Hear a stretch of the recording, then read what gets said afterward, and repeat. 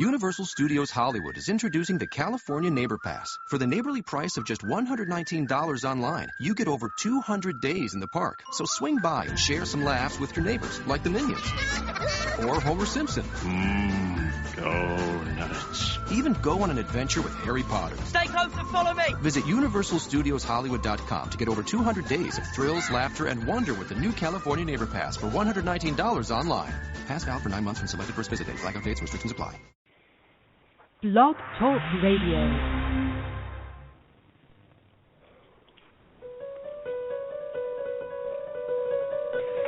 It's here. Hello? Have you checked the children? They're all hot dogs. Whatever you do, don't fall asleep. I'm afraid! Don't be afraid! No. Be afraid. Be very afraid. Gingy. Pain has a face. Allow me to show it to you. Gentlemen, I am pain. I met this 6-year-old child with this blank, pale, emotionless face. The blackest eyes. The devil's eyes. Have you checked the children? Have you checked the children? Hi, I'm Chucky. Wanna play? I think he's in trouble. Julie, this guy, if he can't take a joke, he stinks. There's no more room in hell. The dead will walk here. Just a flesh wound.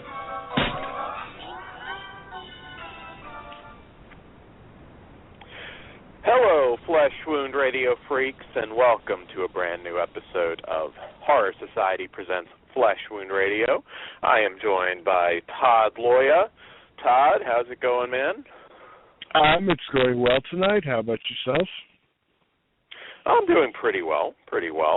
I was actually getting ready to tell you a Dairy Queen, I know, random Dairy Queen story, but it's actually too inappropriate to say on the air, so I didn't get to that. Does it involve Jim Cornette? No, it does not. No, it definitely doesn't. But nah. You guys don't get to hear that one. I was about to segue into it, but I never got there.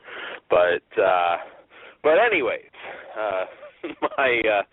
my crazy life aside, we've got a pretty stacked show tonight. One movie in particular that was really, really good, and a little bit of controversy too with one particular release. So we've got a pretty entertaining mix of films tonight, retro and new. So what did you do this week, Todd? Honestly, just a lot of preparation for the mother-in-law's visiting. She's coming in tomorrow from Arizona, and my cousin's in from Washington for the past few days. So I didn't really clean for my cousin, but I'm finishing up cleaning for the mother-in-law. Doing editing, some work here and there. Just a normal, what seems the regular, really busy week.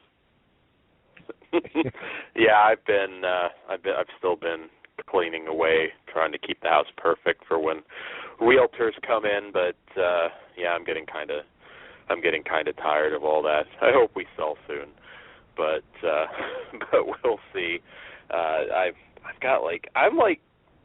never go outside. And I've been outside so much, I have the first sunburn, I think, since I was probably 12. I'm a movie geek, so I spend a lot of time in the basement, and I'm pretty pasty white, so that's not fun. But pretty uneventful week, but I will segue with that into the news. It's just a boneheaded move, in my opinion, and that's the cancellation of Hannibal. And that show is getting so fucking good.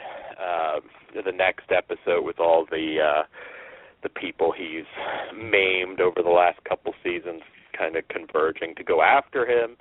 I just don't get it. it's one of those shows that's just so good, and I don't understand what the hell happened. It's just, I don't know. Are you you're caught up on that, Todd? I'm not. I have the first 2 seasons on Blu-ray. I haven't started watching. I guess I'll. Oh, okay. Well, I won't. I won't no go into spoilers. that one won't hurt you too much, but yeah, no. Just in general, the show is just. I don't get it. It's so edgy, just so different. I mean, I just think the fact maybe that it was on NBC, and I know some people find some of the more dream sequence type stuff to be confusing. I really don't get that either, quite frankly. But I know Brian Fuller has been talking and says there's at least a 50-50 chance that they may be able to get that picked up with somebody else. Apparently not Netflix, but it's a possibility. So we just kind of have to keep our fingers crossed. There's all these shows now that Mindy Project and stuff like that are getting canceled, but then finding new life elsewhere. So we will see. And there is some rumors of Clarice. I know they wanted to bring her in, but apparently some rights issues. So we shall see. Not much else to report there. It's just really, really depressing and sad. so yeah. Well, and we also have, in more brighter news, we do have quite a bit of release news. Olive Films, I know by far your favorite company, Todd, is going to be putting out the horror parody Student Bodies and Roger Christian's The Sender, which actually I always like that one. I thought that's kind of an unknown gem. Wait, didn't Olive? I know I have Student Bodies on Blu-ray. Didn't Olive? Aren't they the ones who released it the first time? Is this just a single pack?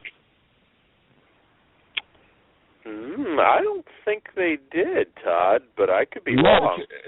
No, it's definitely on Blu-ray, and I'm almost 100% sure it's Olive. It was double. I'm actually looking at it now.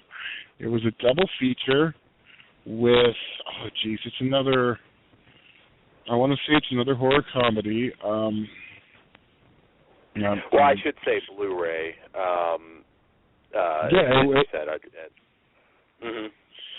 wasn't a double feature, but... go ahead. The DVD was a single feature, but the Blu-ray was doubled up. I'm looking it up right now. Yeah, Student Bodies and Jekyll and Hyde Together Again, Blu-ray, $24.95 from Legend Films. That's okay. That's it. Oh, okay. All right. Yeah, I was going to say I was like single. Although to be honest, I actually forgot they put it on a double feature Blu-ray. Anyways, I don't know. Being that it's Olive, I might just pick up the double because there's not going to be any special features or anything. So it's like we were talking before the show, they did go all out on Soul Plane. I guess Soul Plane is a bigger deal than our horror yes, films. Of course. Well, I should throw it out there. If anyone does want to pick up the Blu-ray that's currently out, Student Bodies right now for the double feature is $24.95, and the pre-order for the Olive Blu-ray is $29.95, although that'll probably drop to about $20. That'll drop to $19.99. I'm on Amazon so much now, I can pretty much call the pattern. Yeah. Arrow starts out at like 35 or 39. It drops to about 25, sometimes 27. Olive tends to be the same way. There's a lot of companies like that right now, though, that are starting out at a ridiculous price. But, hey, if you want it, you can lock the price in and once it goes down, you get that on Amazon. So no big deal. That's actually better than the way it was, because they put them up at the lowest price, then they creep up a little, and then if you were lucky, they drop back down right before they came out. Now it seems like they're going a lot of times up at list, then dropping closer to release. Have you noticed more so lately that I've been getting, like, sometimes it's literally a penny, sometimes it's 75 cents, 90 cents. I've been getting, like, refunds every week, when I have my orders lately. It's insane. Yes, every week I'm getting like 5 cents back in 1 cent increments, it seems like. So Amazon tends to, I guess, maybe do 95 or maybe 95, then does like Walmart do 94. So it's the same price as penny off, and they match. Yeah, I noticed that quite a bit. I'm getting penny. I think I got a 4 cent one today. Yeah, probably for the same thing. Yeah, it was just like, I don't know, I never noticed that before, but I've been getting all these texts a couple days later. I'm like, well, wait a minute, I didn't order anything, and I'm getting these small refunds. But yeah, I'll definitely pick up the Sender. It's very rare. I actually totally forgot that Student Bodies was on a double.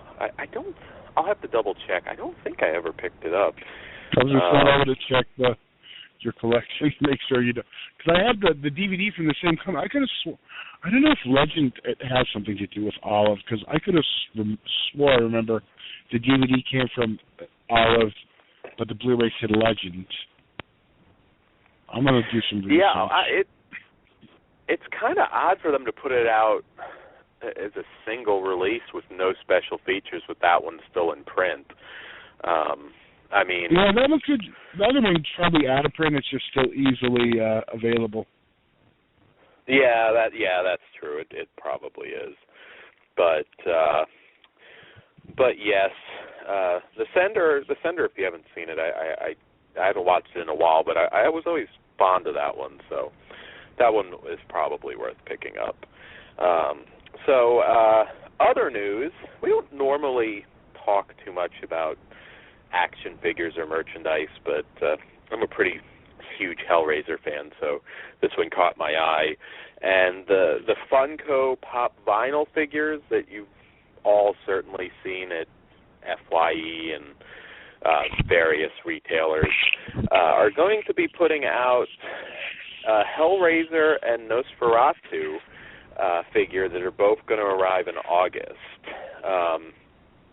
The Hellraiser one actually seems to be from Hellraiser 3, Hell on Earth.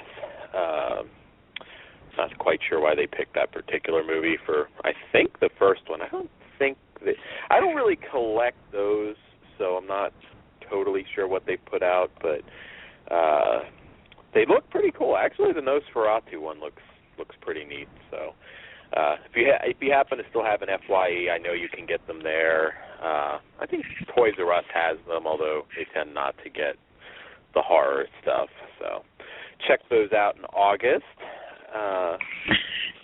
Let's see here. If we're doing some toy things, I'll throw this one out that I just stumbled across that I thought was pretty cool. For San Diego Comic-Con exclusive this year, from DKE Toys, they have what they're calling a Freddy set. It's like a Freddy figure, merged with Boba Fett. That classic size Star Wars with the Star Wars style packaging. I was trying to think of the company, and the Kenner style packaging, and it's actually kind of a cool little figure. If you're a Star Wars fan and a Freddy fan, this is like perfect. Oh, sweet. Are you going to San Diego Comic-Con this year? I am not. Didn't it start today? I'm not sure. I've been out of the loop on so much right now with the house up for sale, so I'm not sure. No, I'm looking right here. It's July 8th to the 12th. Okay. Oh, okay. Yeah, I was going to say, I don't think it started yet. I haven't seen anything on my friends' Facebook pages, but yeah, if all goes well, it's hard. Right now I can't really plan out my conventions because I'm just not sure. Once the house sells, I could be pretty much in a new one within 45 days, so it's hard to book. I do want to go to Dragon Con if we go to Atlanta, and Spooky Empire in Florida is pretty cool. I know a lot of people that go there. That's kind of a big party convention from what I understand, so that should be fun. Yes, other news, great one for Gothic horror fans. Nightmare Castle is going to be coming to Blu-ray from Severin Films. Another classic from Barbara Steele. She's been having quite a few of her movies hitting Blu-ray lately. Apparently they are also going to be putting out Castle of Blood and Terror Creatures from the Grave. Let's see, I'm trying to look at some of the extra features on this. There is going to be a new audio commentary with Barbara Steele and horror historian David DeVale. Let's see, actually they're pretty. There's quite a few different extra features. Trying to figure out, Todd, are they putting this out as a set? Because they're calling Castle of Blood and Terror Creatures bonus features. Yeah, I noticed that too. I am not sure. It looks like it's so. It'd be crazy not to put Castle of Blood out separate. I know, that's what I was thinking too, but that's the way everything I've seen words, so. Oh, wow. Yeah, because we'll have to figure that out then. Yeah. Trying to figure if these are DVD extras or... well, anyways, we will figure that out and we can update you guys. Nonetheless, it's fantastic news. Severin's got quite a bit that they announced ages ago. I'm still waiting for a Felicity Blu-ray, not the TV show, but the Aussie sexploitation flick that they announced 3 years ago, I think. I think I have 2 DVDs of that one. Yeah, they put it out not that long ago on a set, and I was just like, God, I'm just fucking waiting. I'm a big Gloria Annan fan, and I was just like, God, I want that one to come out. They have a couple things that I know. Axe is another one that they've announced for Blu-ray. They've got a lot. They take their time, but it tends to be worth it. Kind of a funny story, actually. Did you read about the apparently kids in I think it was in Ohio, Middletown, Ohio, where they were going to see that new Pixar flick, Inside Out, and ended up seeing Insidious Chapter 3, which, God, that would have been so much more humorous if it were something like The Green Inferno or Magic Mike XXL or something. They started receiving complaints after images of children being tied up and murdered appeared on the screen, which understandably sent the kids and their parents running for the exit. The theater manager... No, go ahead, I'm sorry. Oh, go ahead. They just went on to say the theater manager tried to bribe them with free shit, I guess. I think the only way it would have been more humorous is if they, instead of Inside Out, they accidentally played Hellraiser. Yeah. Kind of fits Inside Out. Yes, that would be pretty amusing. Yeah. This apparently caused quite a shitstorm down there. So I'm sure the projectionist was probably fired after that one. Well, but I mean, Insidious 3, it couldn't have been that bad. Yeah. Well, I guess they should learn something from the Robert Englund flick, The Last Showing, and not fire all the projectionists. Exactly. Yeah. It could have been porn. I mean, you never know. Did you? Never mind. It's funny tonight. There's two horribly inappropriate stories that I did not share. So maybe I'm growing more mature, but yes. Other news before I get in trouble. Scream Queens, the new television show, has added a new Scream Queen in Charisma Carpenter, of course, of Buffy and Angel fame. She'll be joining, of course, Emma Roberts and the rest of the cast. Oh, go ahead. Not from the Asylum's Bound fame. No, yes, that's true. That's certainly her biggest film to date. She's playing Ariana Grande's mother. And apparently it could be, I don't know, they went on to say it could be a recurring role depending how long she survives. I don't know, you looking forward to this one, Todd? It'll be kind of cool to see Jamie Lee Curtis again. I just want to figure out how they're going to figure out a way to get a Richard Lewis cameo on. So for all you old people who remember that her last television show. Yeah. Three people are going to get that reference.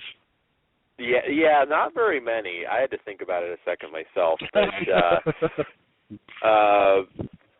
yeah, I don't know. It's like I'm excited, but at the same time, when I'm looking at a cast that includes Nick Jonas and Ariana Grande, I don't know how good it could be, but we'll see. And my thing is, Foxes are so cancel happy. Yeah. For the last 15 years, yeah. They don't give anything any time to grow at all. So I'm just like, okay, we're going to get one season, and hopefully it's not like Disco County and I fall in love and then I lose it. Yeah, I was going to say it's going to be replaced by, I don't know, maybe we'll get another season of Celebrity Boxing or something. Okay, you know, if they bring that back, I might be happy. There's so much trash shit on TV right now. My mom was, the other day, I don't know if you've ever heard of that celebrity wife swap thing, but they had Vern Troyer on there. Which, God, that was a fucking train wreck. I watched it a couple times. I know one time was Mick Foley, the other time was Flair and Piper. Yeah. But I'm not a regular. Flair, he needs to calm down. No, that show worked. They tried total divas look real. But the one thing I was going to say, it is a new era, so maybe instead of celebrity boxing, we'll get celebrity MMA. Yeah, that could be kind of entertaining. Maybe we'll get that Rachel, what's her name, to I don't know who she should fight. I don't know, maybe Pam Grier or somebody should fight her. That would be a good main event. But yes, we'll give that one a fair shot. I mean, like I said, you never know. It could end up being pretty good. I don't know. I think it's like from the producers of Glee. So we'll see. But it's a, like I said, you never know. Let's see. A couple brief news bits. Suspiria, which the remake, seems like we've been talking about a remake for this for forever now. It's apparently still a possibility. Director David Gordon Green, of course, was attached to it at one point. Then it was going to be a television show or something. and I guess that didn't happen, but apparently the remake is still possible. In a recent interview with Crave Online, Gordon revealed that it's getting a second chance, although he may not be directing it. His direct quote, "I'm actually hopeful that it's happening," he told the hosts, "with a great Italian director that I had breakfast with last week." I don't know, at this point, like, even if Dario Argento came back, that might still be, like, a really terrible idea. Maybe they can have the girls terrorized by a giant praying mantis or something. I don't know. I don't know. Do you think that one's going to happen, Todd? I don't know. I don't think so. I at this point, they can't make up their mind. I don't think we're going to see anything come out of it. Yeah, I don't know. I do have an idea. It'll segue later of somebody that could probably do it justice, but yeah, we'll see. That's not really much to say about that, except it may not be dead. So I think that's all the news I have, Todd, unless I missed something. I guess we should throw out there, since we've been talking about it for, I think, the last year. The post-nuke titles are up from Code Red, are up for order on Screen Archives, and in a bundle pack. And Todd, I can't remember the exact price. Didn't it come out at like $72 or something? 74, I believe it was. It was right around 70. We'll just say about 73. Since we're right in the middle of the two shipped. Yeah, I know we were both expecting it to be around 90, so that was actually not bad. Yes. So yeah, those are, and I know we're going to have a couple specials at some point. Couple of post-nuke specials that we're working out. I guess we can go ahead and announce next. I guess we can go ahead and announce next week, because we kind of have that one locked in. Yeah, next week we'll have part one of our post-nuke meltdown special with the Italian side of things with the new Blue Underground discs. And as well as we'll cover, of course, the one that started it all, Mad Max, and that recent Blu-ray, and some other stuff, TBA. So, and your dog's going nuts. I was trying to get the mute button quick. You had to call me out. Yes, I am my in-the-house co-host, I guess. There you go. They're always welcome on Flesh Wound Radio. So I believe I hit all the news. I can't think of anything else particularly discussion-worthy. Certainly we could segue into some wrestling stuff this week, but we won't do that right now. We'll spare you for now. I guess getting... Mm-hmm. I was going to say, and I kept my Ric Flair comments about Magic Mike 2 to myself. Yes. Did you have to go see that already?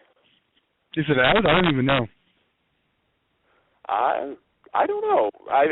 My brother's wife has been posting a lot about it. I don't know if it has actually come out or not. Probably tomorrow, I would imagine. Yeah, my wife won't drag me to that. Well, that's kind of her. I'd feel a little bit weird going in to see Magic Mike. I don't know, though.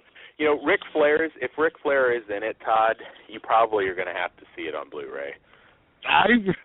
And you know what? In my movie watching obsession, compulsive, whatever, I'm going to have to watch the first one. That's the thing. With Kevin Nash was in the first one, but that was not enough to get me to watch it. But yet, I'm open to watching 2 because of Flair.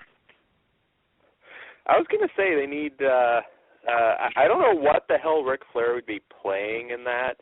I certainly hope we're not going to get, like, man titties in 3D. I don't know. I'm hoping he's not playing a stripper.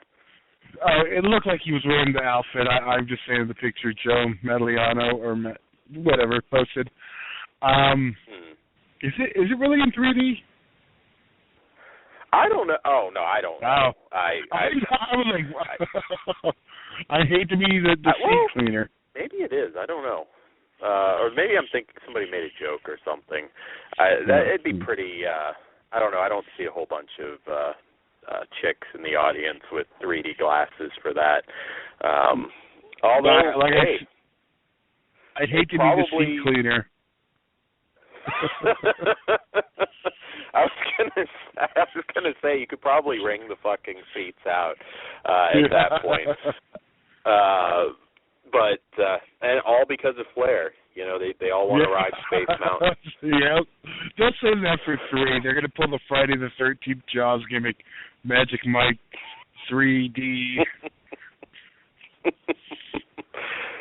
Yeah, I was gonna say those movies, I guess, are like the break-in for this generation or something. I don't know how they got a second one out of that, but you know the crazy thing is, it will probably be one of the highest grossing films this year. I don't exactly see it overtaking Jurassic World, but it's going to make a ton of money. Because I know Corey, my brother's wife, is going to like the opening showing of it, and they apparently have like real strippers at the Alamo. We need to bring Showgirls back. We need to reboot Showgirls for the guys. Well, actually, there was a sequel to Showgirls, so at this point, I think it has to be there has to be a reboot.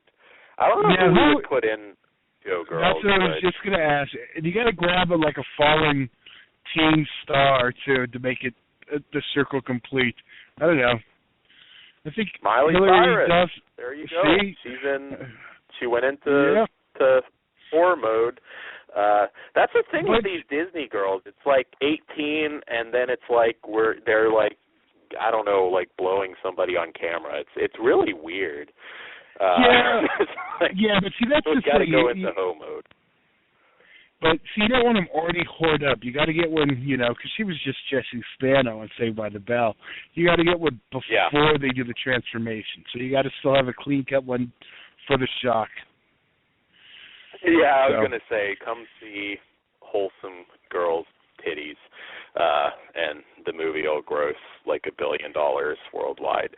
But anyways, we got sidetracked, but it was on strippers, not wrestling. So there you go. Wrestling brought us to strippers. Go figure. Yeah, I was gonna say it went from like Ric Flair's man boobs to let's reboot Showgirls. You never know. Flesh Wound Radio, it can go anywhere. So yes, our first review of the evening. What shall we touch first here? I guess we can do a retro title first. Night of the Strangler from Vinegar Syndrome, Vinegar Syndrome, and I should say American Genre Film Archive. This is a 1972 film directed by Joy N. Hawk Jr. And from the back cover, interracial baby makers versus insanely racist strangle ragers in this Southern Bride whodunit hate wave. Everyone's second favorite monkey, Mickey Dolenz, stars in Louisiana's premier bloodletting blowout. Guns, knives, drowning, venomous snakes, absolutely zero strangling. It's a sweat-soaked, sleazoid sleigh ride through segregated 70s slaughter. Now available on DVD for the first time ever in its original aspect ratio. Blah, blah, blah, blah, blah. So yeah. Well, this was kind of a unique film. This is actually the one I watched right before Showtime. It was the last one I had to watch. And, well, I guess I should throw out what the movie is not first. It's not a slasher flick. Truth in advertising, nobody gets strangled in the movie. They're honest about it. Nobody gets strangled. It's not a slasher flick. It's not particularly sleazy, except for some blink and you'll miss it boobs. It's maybe not what people might expect from Vinegar Syndrome. Having said that, I mean, as a murder mystery, and definitely very racially charged, it works pretty good. In fact, there's kind of an interesting twist towards the end. Maybe not as original now, but probably was fairly original then. And yeah, I mean, there's no blood. Like I said, there's no sleaze, so this is something a little bit different from Vinegar Syndrome, and I'm glad they're putting out all kinds of different stuff. What did you think, Todd? I'm glad. It's one of the few times I tend not to read the synopsis on a lot of stuff, because this was the first time I've seen it. And kind of just wanted to go in there without anything. And it's the one time I flipped it over, it was like, no, there's no stranglings. I thought that was funny that he straight up, Night of the Strangler, no stranglings. I feel like I have to air quote when I say Night of the Strangler. Yeah. I do agree, though. I did think it was a nice little murder mystery, and it was, Mickey Dolenz seeing, I don't know, was that pre-Monkeys? Because he looked really young to me, and I remember watching the Monkeys as a kid, but I don't know the year of their height of their popularity. 72. I was going to say, I mean, I'm by no means an expert. I mean, I know who they are. I think Mickey Dolenz was the one that just died, isn't he? Or like a year or two ago, I guess. I don't even know.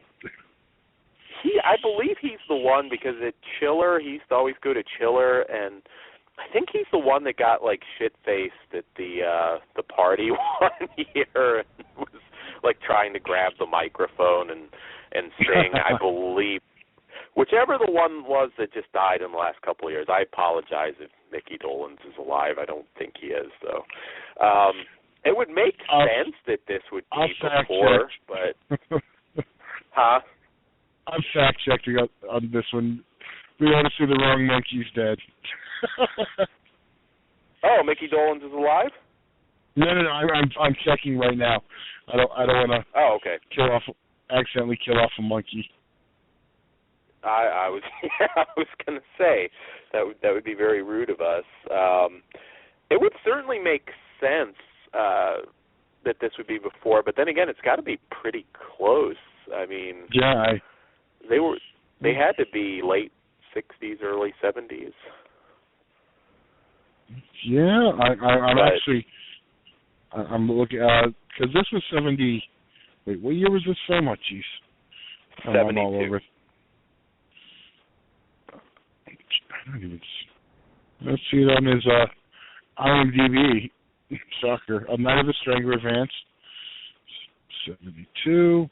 And no, the Monkeys TV series was 68. Okay. Oh, well, there you go. I was going to say, this is a very odd film for him to do, but then again, maybe not. I mean, it probably just read as a potentially edgy murder mystery. There really isn't any sleaze in this. I mean, it's fair. The character of Dan, who's basically played by Jim Ralston, the racist big brother who is very, doesn't particularly approve of the sister getting pregnant by a black man, and this sort of leads to, well, not a spoiler because it happens at the beginning and sets everything up, the sister dying and then several other characters dying, and you kind of, obviously the brothers think each other are behind it. It's an unusual film. I mean, it's very well acted.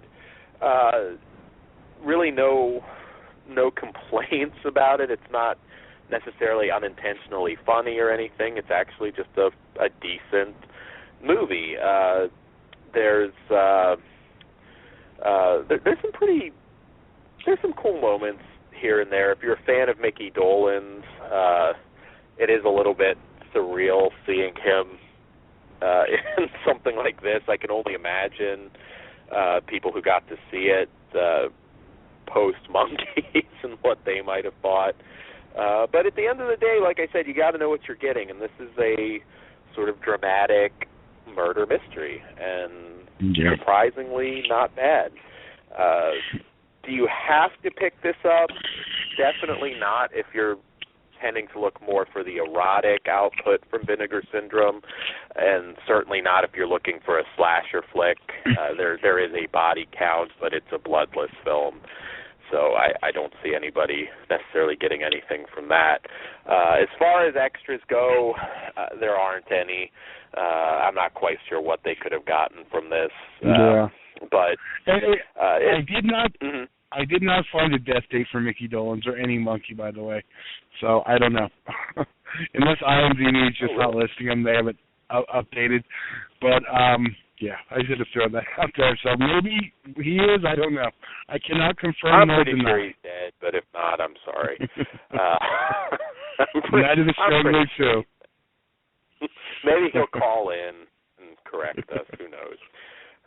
But anyways, so yeah, I mean, there's no extras on this, but this is a insanely rare find from them, and you know, I mean, it's not their most beautiful print, yet it looks pretty good. I have no complaints. This is one I'd honestly say, check it out when Exploitation TV launches, and you know, because it walks the line. It doesn't really fall in either of their, you know, main genres, you know. Mm-hmm. So yeah, I kept kind of thinking, I'm surprised it wasn't on a double feature. Yeah. But you know, hey, you review the film for what it is, and for what it is, it wasn't bad. I mean, I give it. Yeah, I still enjoyed it. I give it 3 stars, but it's definitely not. It's definitely not something that you're necessarily going to get anything out of from that company, depending what you're looking for. And Todd's right. This is probably one of those ones, unless you're like us and want to collect everything from Vinegar Syndrome because they're a fantastic company, this might be the one to wait on until you can see it on Exploitation TV. But what do you say, Todd? I actually have 3 written down also. It's one, I think as a film itself, if you're not going in, you know, expecting a shitload of strangling, I think that's the thing. I think part of our perception was changed just because of the label. We were kind of expecting a super sleazy, you know, strangle fest or murder fest, whatever, with Mickey Dolenz, and it's not. It's just, you know, more of a 70s whodunit, which is fun too. I mean, it's just not what I was expecting, but I still enjoyed it. So I agree. 3. Yeah. Well, hey, it's implied at least that Mickey Dolenz gets his pole greased in this one. So, you know, it doesn't actually happen, but you do get to see a blink and you miss it nip shot as she's getting out of the bed, and Mickey Dolenz is in there. So, hey, he did something kind of sort of sleazy in the movie, and maybe that's reason for you to pick it up.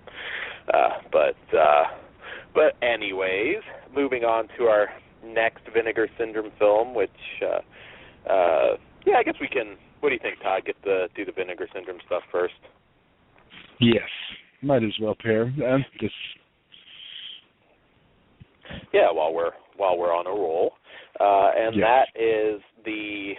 Well, I should throw out first the limited edition Blu-ray release of Crypt of the Living Dead, a.k.a. Young Hannah, Queen of the Vampires, which many people probably saw it under. Many, many, many different sets. And this is, of course, from director Julio Salvador, and the later an American version with some added added scenes from director Ray Danton. And the synopsis: after arriving on a remote island to bury his father, a young American engineer, played by Andrew Prine, opens the crypt of a vampire queen. He inadvertently unleashes a terrible and violent force of evil on the unsuspecting townspeople, making them fight for their lives while a few townsfolk aren't who they appear to be. Vinegar Syndrome brings the U.S. theatrical version to Blu-ray, scanned and restored in 2K from a newly exhumed 35mm negative. Open the tomb and rediscover Crypt of the Living Dead. So, Todd, what did you think of this? And we can talk, I guess, briefly about the other film on the disc as well. Yes, we can. I honestly, I didn't realize until I popped the disc in that this was also Hannah and what was the alternate title? And young Hannah, Queen of the Vampires. Yes, I'm almost 100% sure, because once I started watching it, it started to get very familiar that I'd seen it on Elvira or something like that, or I'd seen it way back as a youngster. Yeah. Mm-hmm.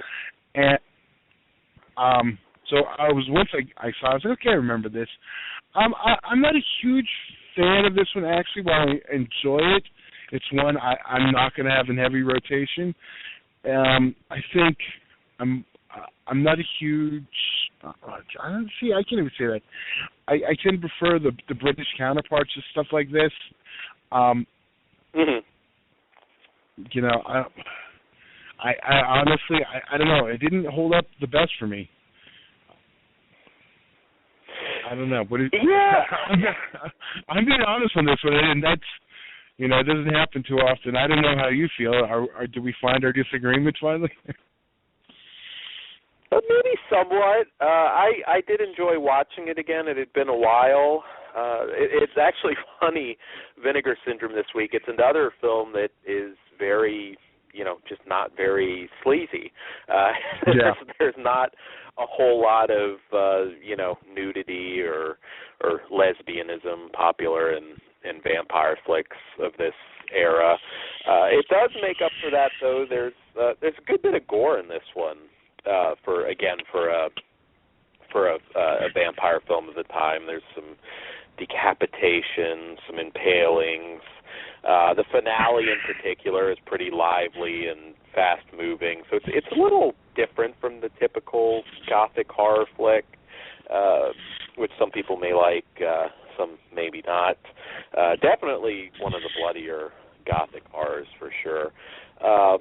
It's not a classic. I mean, it's definitely not a classic, but it's a beautiful print. The movie looks fantastic, as always with Vinegar Syndrome.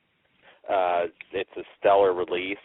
The film itself, you know, it certainly gets some fantastic locations, and I really enjoyed the performance of Patty Shepard, who I didn't realize actually passed away a couple of years ago, is Mary. She's a dead ringer for Barbara Steele, and you'll remember her from several Paul Naschy flicks like Werewolf versus the Vampire Women, Dracula versus Frankenstein, and even into the 80s. She was in Slugs, Edge of the Axe, Rest in Pieces. So kind of a cool scream queen you don't necessarily hear about that often.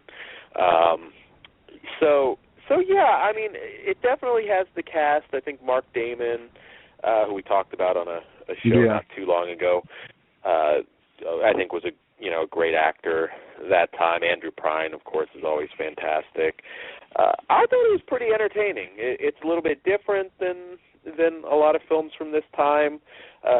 Great cast, locations. It's never boring. The only thing perhaps for some people that it lacks is there really is almost no eroticism at all. But that's, I mean, like I said, it's a little different. That's not necessarily a bad thing. Don't get me wrong. I didn't dislike it. It's just not one I find myself revisiting, and I don't know. I don't know if I was expecting sleaze, and although I did watch this, I did watch this after Night of the Strangler, so I still enjoyed it. I'm still absolutely glad I own it. It's just one of those. I'm not going to be. I don't know the next time I'll watch it. So that always makes it a little bit harder for me to be like, okay, everyone, I absolutely love this film. But if you're already a fan, the transfer was beautiful. I have to say that. And while it wasn't in my top 10 Gothic horror films, I did enjoy it, and I did have fun revisiting it. It's just, I don't know how much rewatchability it has. For me, at least. Yeah, I could see myself popping this in again here and there, but I always, like I said, come Halloween season, I always kind of have a Gothic marathon. I could see myself popping this one in again. I do like it. It's not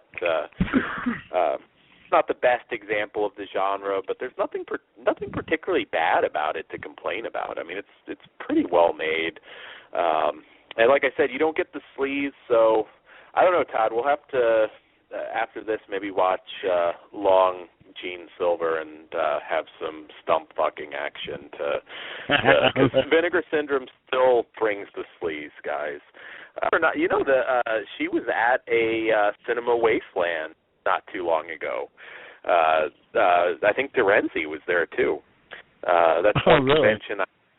Yeah, I saw somebody had a picture with them, and it's it's small, but it's really like a cult horror fans convention. I think Vinegar Syndrome always has a table there too. So yes, and we probably won't do a formal review of the other film, but that's basically House of the Living Dead, the 1974 Ray Austin flick, is the sole extra beyond the trailer and for this particular release. But hey, it's a double feature, and it makes sense. Rating Crypt of the Living Dead, the movie, I give this one a 3 also. It's, like I said, we're on par with the number on this one, but we just have different feelings on this film. Yeah, I was going to say, I wasn't sure. I guess it's just one of those ones where there's nothing for me to complain about.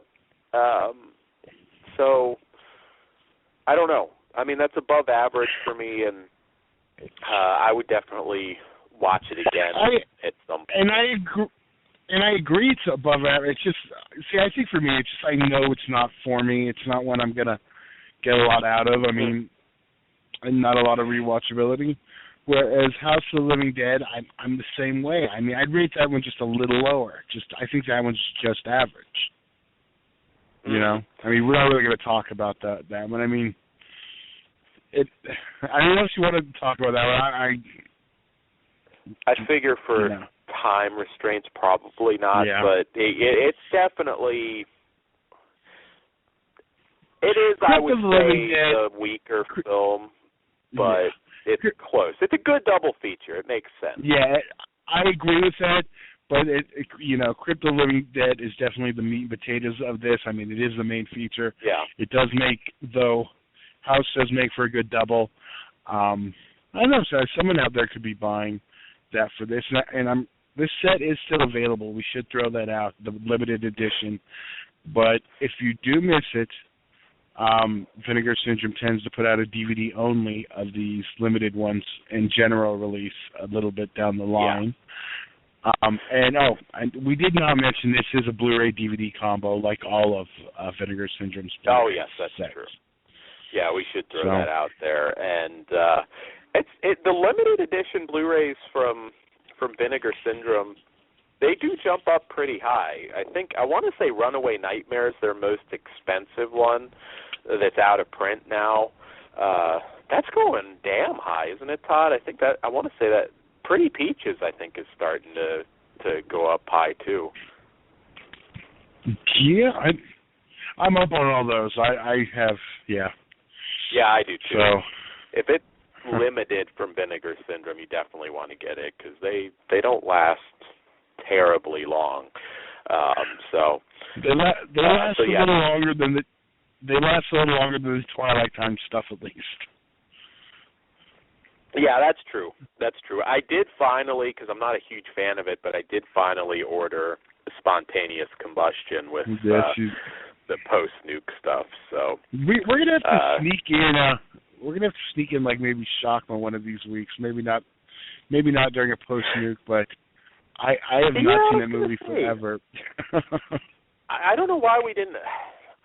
We had something pressing, and I don't know why we didn't really tackle that, but we certainly still can. Yeah, we took a week off. Yeah, I think that's why, and we just had other stuff. But yes, since we rated the movie, as far as the package for the Crypt of the Living Dead Limited Blue. You can say no extras, but hey, House of the Living Dead is the extra. Yeah. It's listed as a bonus feature, so another movie's a great bonus feature.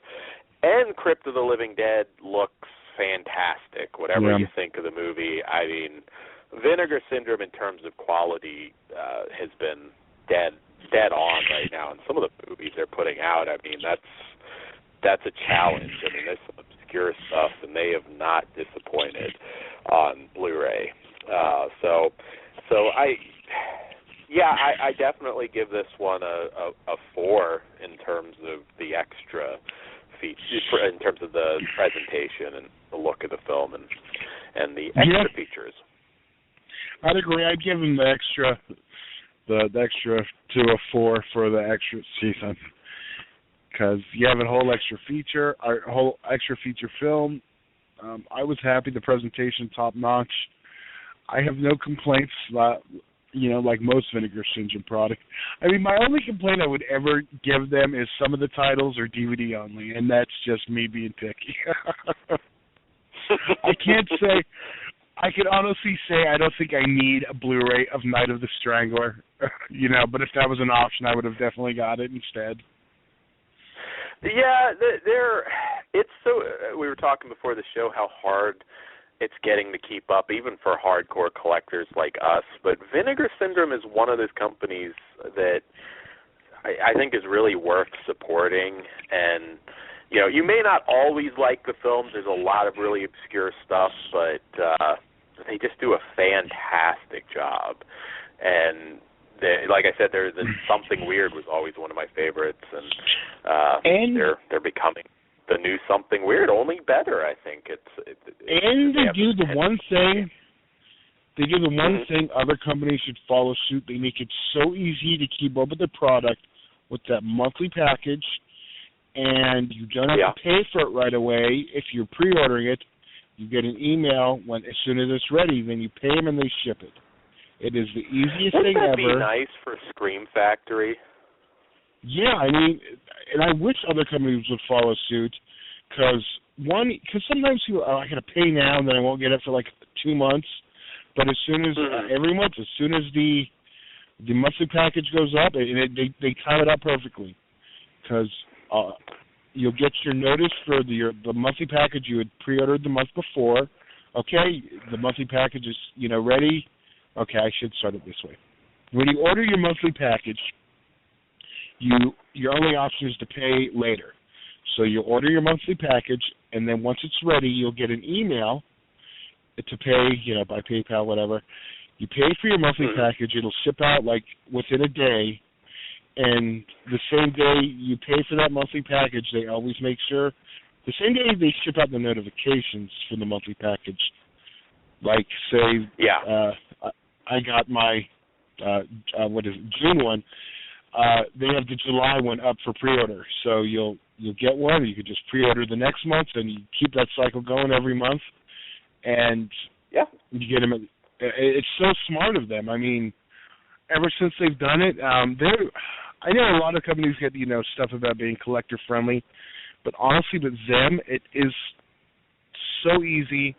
And even when they do the limited editions, like we mentioned, when the standard DVD only one comes out, they'll do a monthly package with Like, for example, with Crypt of the Living Dead, with the DVD that's not limited, or one without. So it's like it's so just streamlined, easy.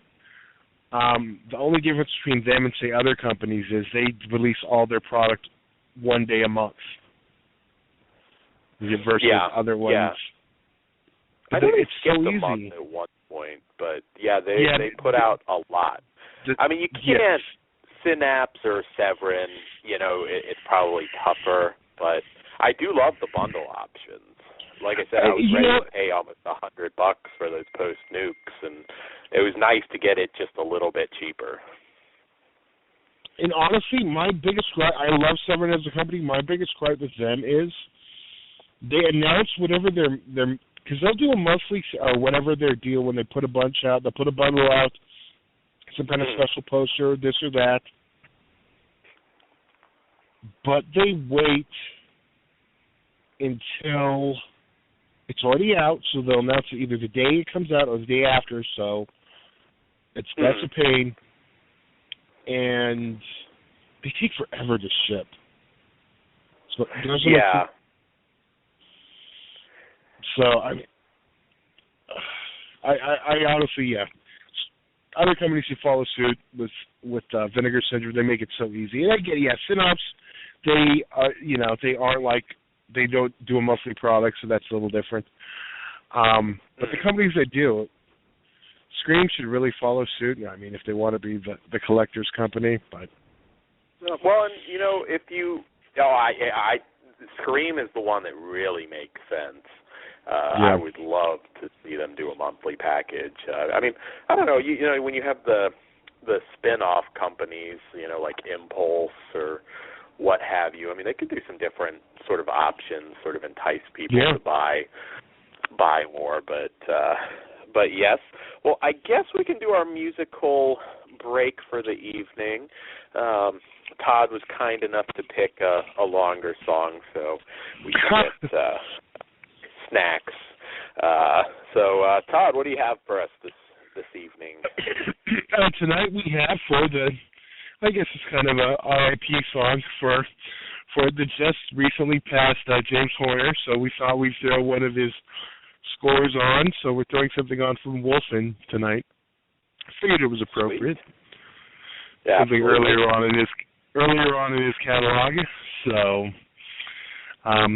well, here we go. This is from Wolfen, and we'll see you in about 5 minutes, or a little over 5 minutes. All right, and we'll be back.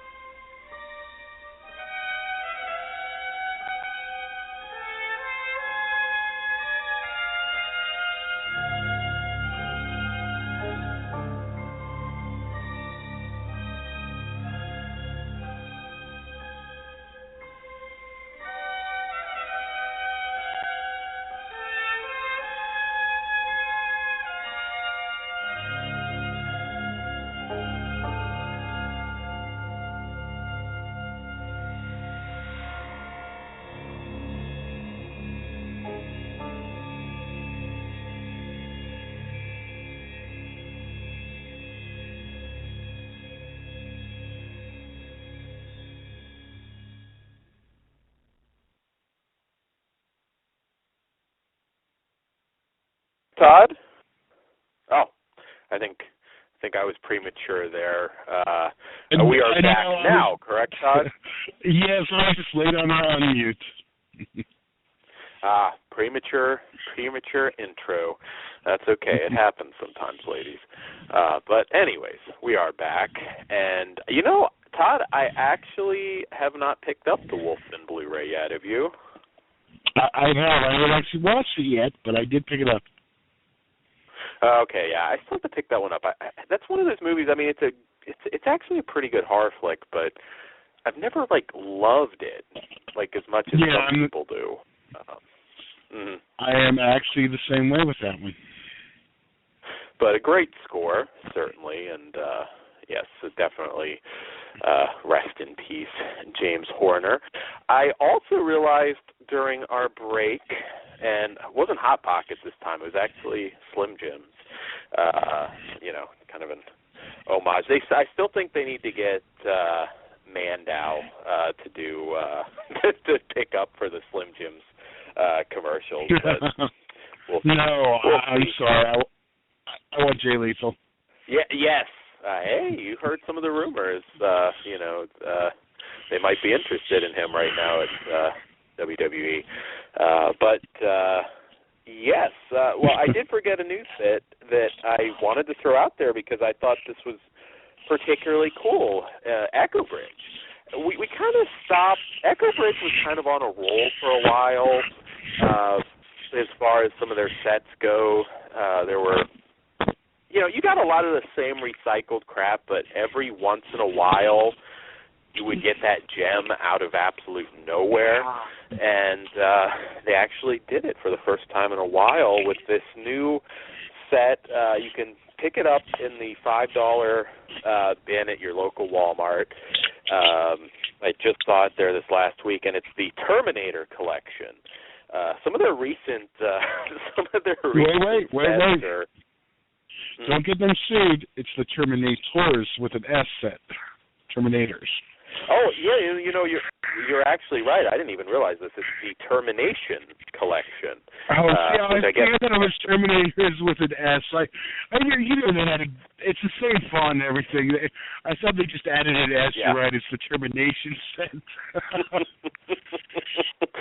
Well, they've been really extra shameless lately. I'm just glad to see they have some new stuff coming out on these sets. They had a Defenders of the Galaxy, I think it was, with a lot of those full moon family flicks I noticed have been hitting a lot of Echo Bridge sets lately, and this was the most recent one. You can see. At first, I actually thought it was like a Terminator set, and then I walked closer, and I'm like, oh, shit, it's Echo Bridge.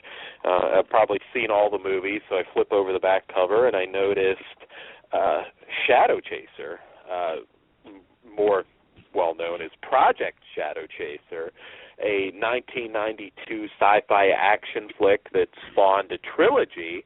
The sequels, Night Siege and Project Shadow Chaser 3000, were on a... Mm-hmm. Are there 4 of them? Well, there was a film called Alien Chaser, also with Frank Zagarino, that at one point was, I think, supposed to be Project Shadow Chaser 4. Whether or not it's officially the 4th one, I don't know. But they're all actually pretty quality flicks. In fact, I know on VHS and DVD, Alien Chaser came out as Alien Chaser. This one has the first one. The second and third were put out on a double feature disc. In fact, I think actually Project Shadow Chaser 3000 was also, it might have been a Canadian disc, but I think that was out separate too. Alien Chaser, if you don't have that, I know Image put it out, but that's out of print, so that was going to be the 4th one. I'm not really sure the history behind those movies, but they certainly deserve, proper treatment. Now, this one, it's not. It's a very basic. Your VHS is probably not gonna be a huge upgrade, but nonetheless, it's in Dallas. And I thought that's cool. It only cost you $5. And the other films on the set, Star Night, with, of course, Harvey Keitel, Stormtrooper, which is a Jim Wynorski flick, Running Delilah, which is a Kim Cattrall sort of bionic woman type TV movie, and Cyber Vengeance with Robert Davey and Matthias Hughes. Some of the other films on this are not that great, but nonetheless, well worth picking up. I know you're a fan, Todd. I saw it and I sent a picture of it immediately. I was quite excited. Yeah, for sure. I'm glad to have the DVD. I haven't actually checked it out and checked out the transfer. You found it? Yeah, I do. I have an import DVD of that one also. I'm hoping it's on par with that, and I'll be happy. Yeah. It's like I said, the 90s, particularly like, companies like PM, and there's a lot of films like this, particularly sci-fi action flicks that were like really good, and their names haven't really lived on too well, because I was surprised when I posted that. A lot of people asking me what the hell it was, but there's a bunch. I'm trying to think of some names that I can't. I've actually got a hold of some. Cyborg, Steel Warrior, and there's a lot from that particular time frame. Really just the 90s in general. Horror wasn't at its certainly not at its peak at that time, and I remember really enjoying a lot of films coming from PM and some other companies. I don't think we'll get a Blu-ray set like we did the Nemesis films on this one.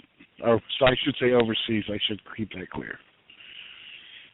Yeah, I was going to say, the first Nemesis was put out on DVD. That's another one that's out of print. I'm fortunate to have it.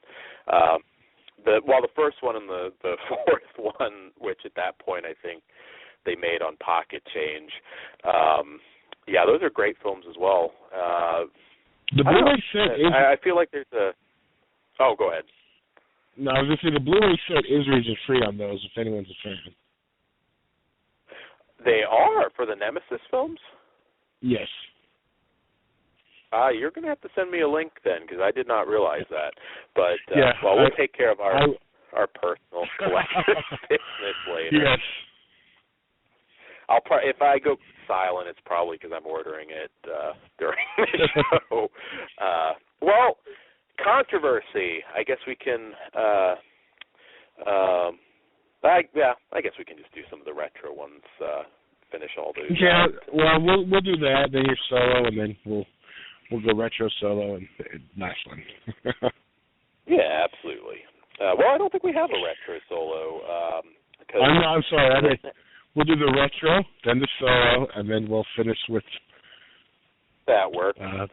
Dog Soldiers from Scream Factory. It seems like we've been waiting for it forever on Blu-ray.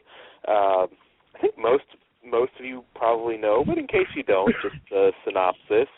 A group of soldiers dispatched to the Scottish Highlands on special training maneuvers face their biggest fears after they run into Captain Ryan, the only survivor of a special ops team that was literally torn to pieces. Ryan refuses to disclose his mission, even though whoever attacked his men might be hungry for seconds. Help arrives in the form of a local girl who shelters them in a deserted farmhouse deep in the forest.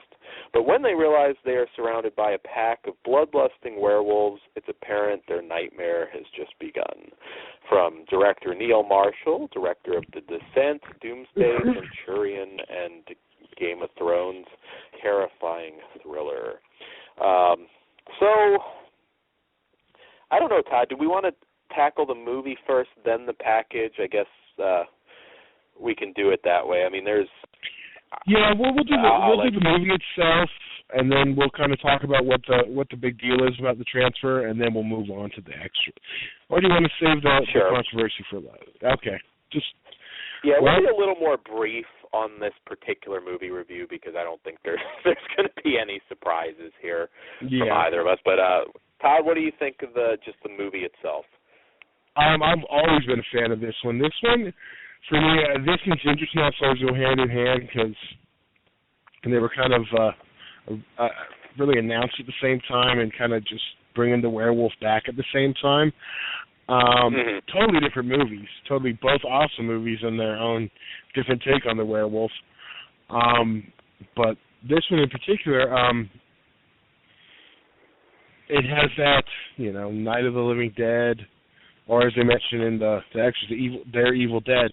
I mean, that whole trapped in a place, something trying to get in and get you. One of the standards of horror. I mean, by a bunch of horror fans, doing it on the cheap. And it's an awesome, awesome film. I mean, there's...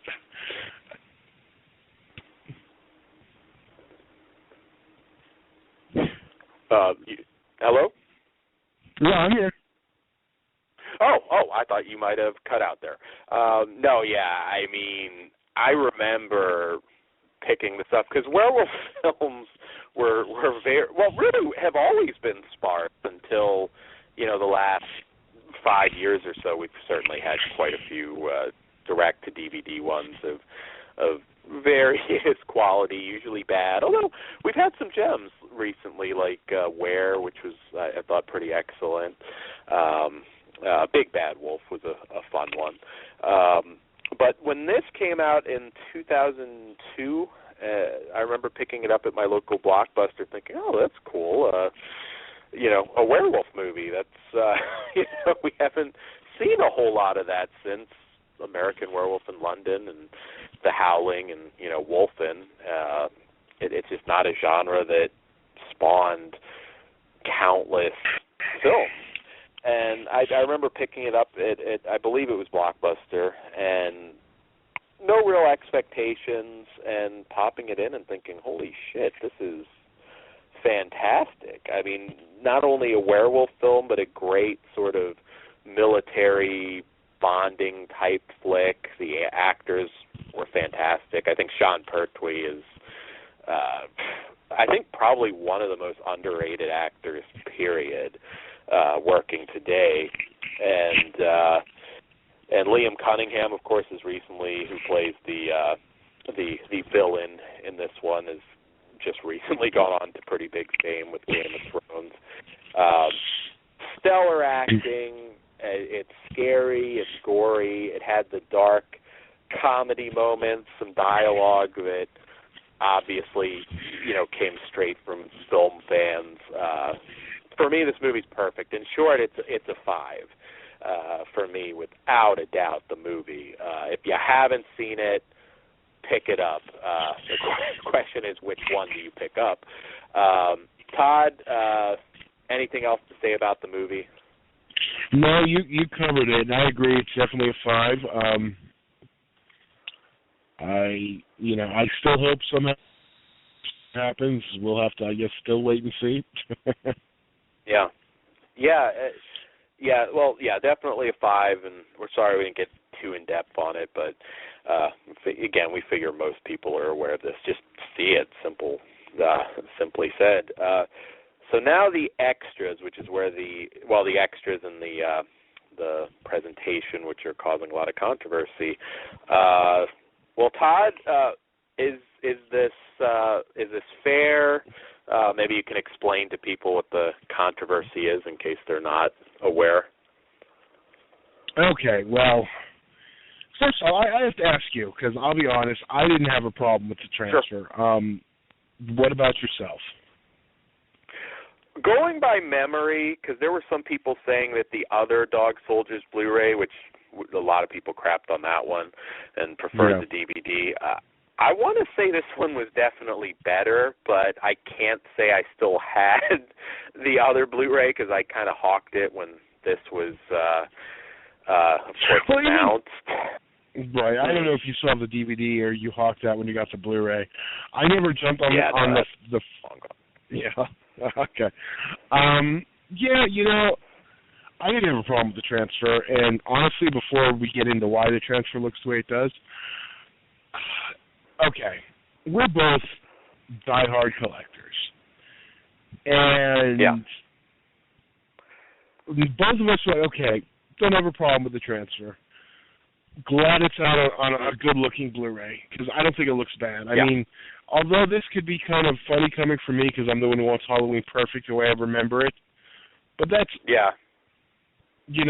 But it gets to the point where our community, especially this niche of a community, complains on every release that comes out, and I mean, such a big hoopla over this one. Why was Scream going to want to touch something again that could have a questionable transfer? I mean, that's why I say also, like, no, we're not going to do that, just because they know they can't make the transfer perfect.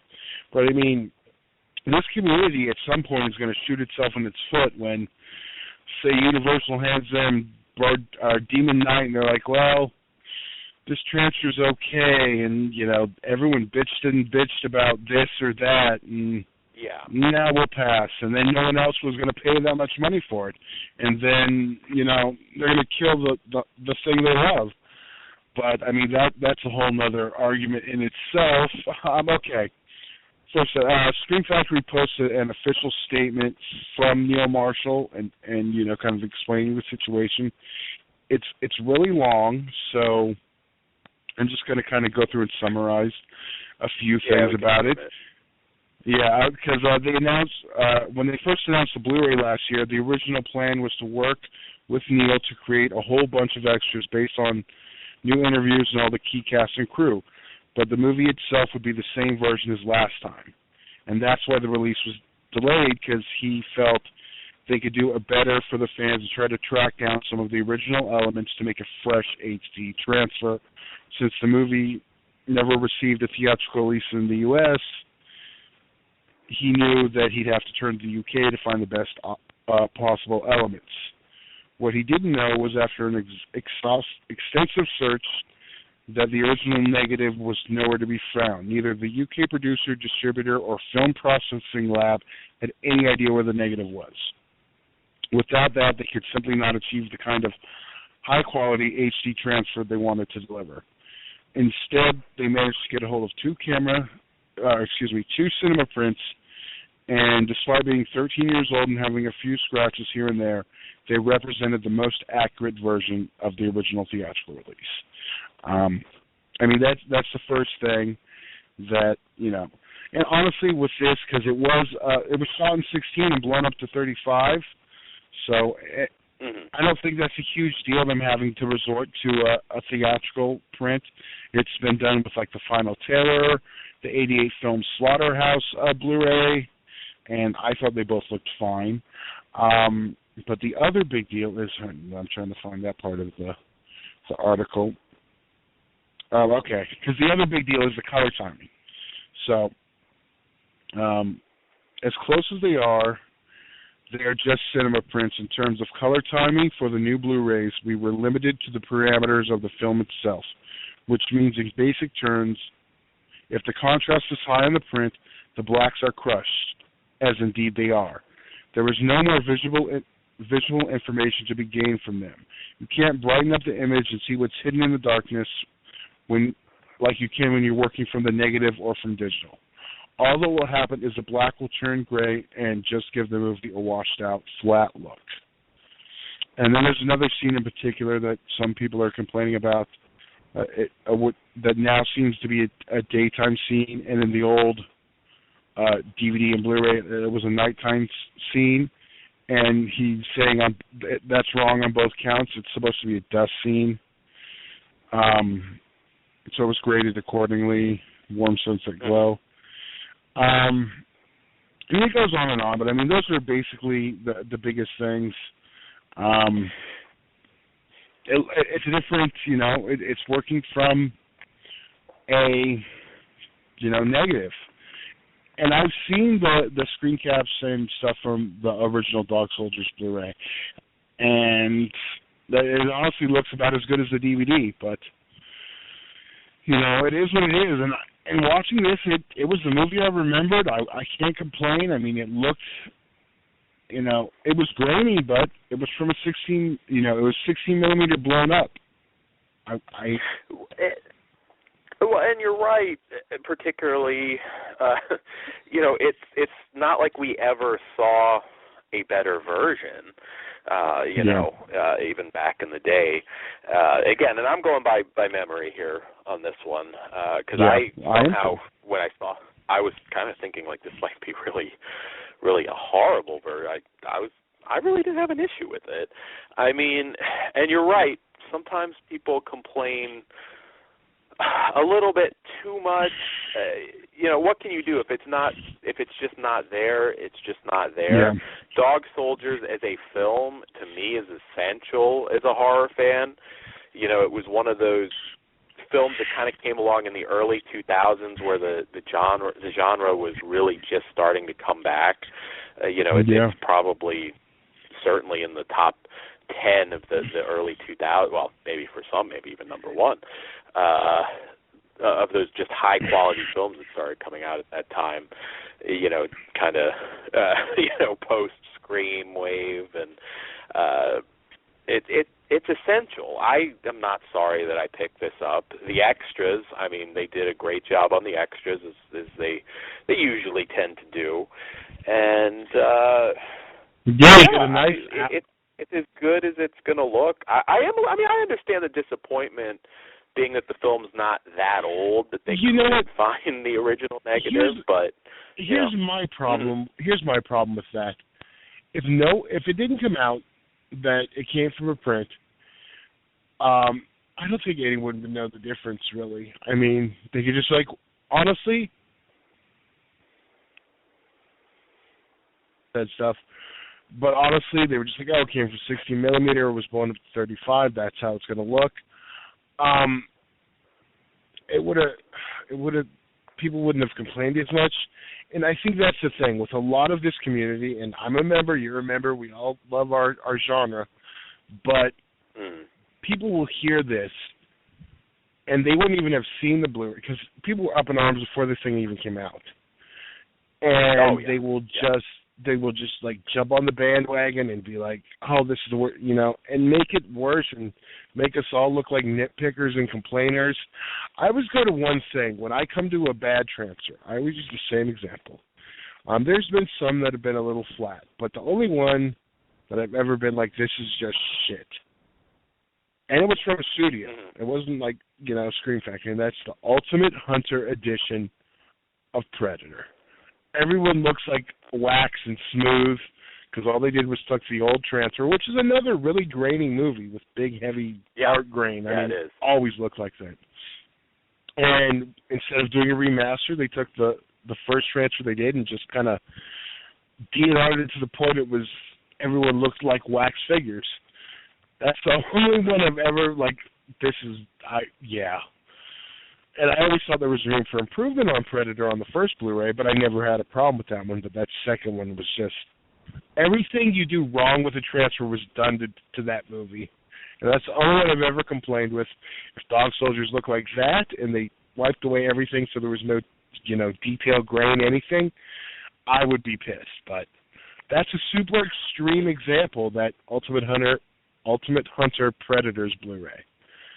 This one, I don't think it's so bad. That's a good example. No, I don't think so either. I mean, and like I said, at the end of the day, I mean, we're all extra junkies, and we want the best presentations possible. Obviously, this is the best presentation possible at this point, and it's an essential horror movie.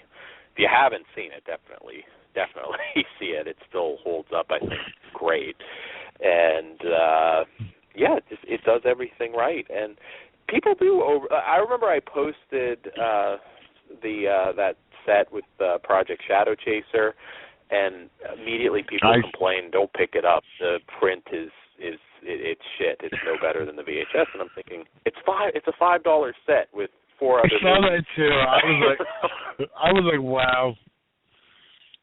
They could have said the Termination Collection VHS print right on it, and I still would have picked that up. I mean, yeah, I mean, it's on DVD. More people will get to see it. Like I said, there are a lot of sci-fi, particularly sci-fi action type films from that time that are really just forgotten. You know, I mean, much bigger budgets than a lot of stuff that we get, and but yet they've been forgotten. So it's nice to see it out. There's a lot of 90s stuff that's been forgotten. I'm still wanting a lot more of the good old 90s erotic thrillers, the Night Eyes series, some good old Andrew Stevens doing his thing. Yeah. I mean, the Shannon Tweed era, Tanya Roberts. What was it? Shannon Worley? I mean, come on. We and you would be all over that. I think we got to get some money together and start that line. I'm telling you, that is like one of the biggest untapped markets. But a lot of the post-nuke stuff does go into the 90s, but we're starting to get that, and it's like, yeah, I want to see, for people that know names like Joe Laura and, Don the Dragon Wilson, and, a lot of these guys. Actually, Don Wilson's pretty well represented on DVD for the most part, but there's a lot that's never had a proper DVD release, let alone Blu-ray. So I don't know if any companies are listening. If I were to start up a company, there's a lot of titles that I can think of that I would go after. But anyways, so we've got 2 more reviews. So I guess. Go ahead. Yeah, I guess we should do that. Real quick. Okay. I'm not even going to comment on the transfer on this because we had great extras. The film was a 5. We get a new hour featurette, documentary, whatever you want to call it, and a nice little 15-minute about the model and the layout of the house. Plus, ported over a bunch of stuff, short film, a couple photo galleries. I thought it was a great package. I mean, I definitely recommend it. But since, I'd want to know if it was Halloween. I'd want to know if there was something with the transfer that was different. And I get wanting it to be exact, but I don't think it's as bad as people are making it out to be. I didn't buy a Halloween Blu-ray just because the color timing wasn't exact. Still grabbed them. Yeah. I just knew going in advance that it wasn't the exact timing I grew up with. So. But that's all been rectified now, so maybe someday the Ellens will be found and we'll get a new disc from, someone else, It could happen. It could absolutely happen. And, obviously this is the best that's available now. I still think it's definitely worth picking up. Absolutely. I mean, as far as the extras go, I mean, I'm comfortable giving this one a 4 out of 5 in terms of extras. Yeah. And what can you say about the transfer? It's as good as it's ever looked. You're not downgrading anything, and Just to our community, stop shooting yourself in the foot because it's going to happen one day. They're just going to be like, no, we're done. We don't want to deal with this bullshit anymore. Yeah. I mean, that's not to say we can't criticize, but, make sure it's fair criticism. It's not the end of the world. Just be like, okay, it's not the transfer. There's certain members of the community I see in particular that it makes it rough for the rest. I'm not calling out names. Yeah. Not you, Chris. Not you, Chris, but you know who. Well, all right. On to our new films. I guess I'll do my solo here first. Okay. And that is Horsehead. I know not the greatest title, from director Romaine Bassett. And this is the new Blu-ray from Artsploitation Films, kind of not necessarily a new name, but they've been on a roll lately. And from the back cover, haunting and horrific, surreal and shocking. Horsehead is a horror fantasy that plays tribute to the classic European shockers of Dario Argento and Mario Bava, while delivering unforgettable images that both disturb and enchant. Beautiful young Jessica returns to her family's countryside estate for her grandmother's funeral, where she is haunted by recurring nightmares of a horse-headed monster. As she attempts to semi-consciously navigate through this dream landscape, Jessica begins to discover the secrets behind this sinister apparition. Horsehead is a feverish, ethereal journey through the psychosexual world of nightmares. So yes, this is actually a French film, very and definitely inspired by some of the Italian classics.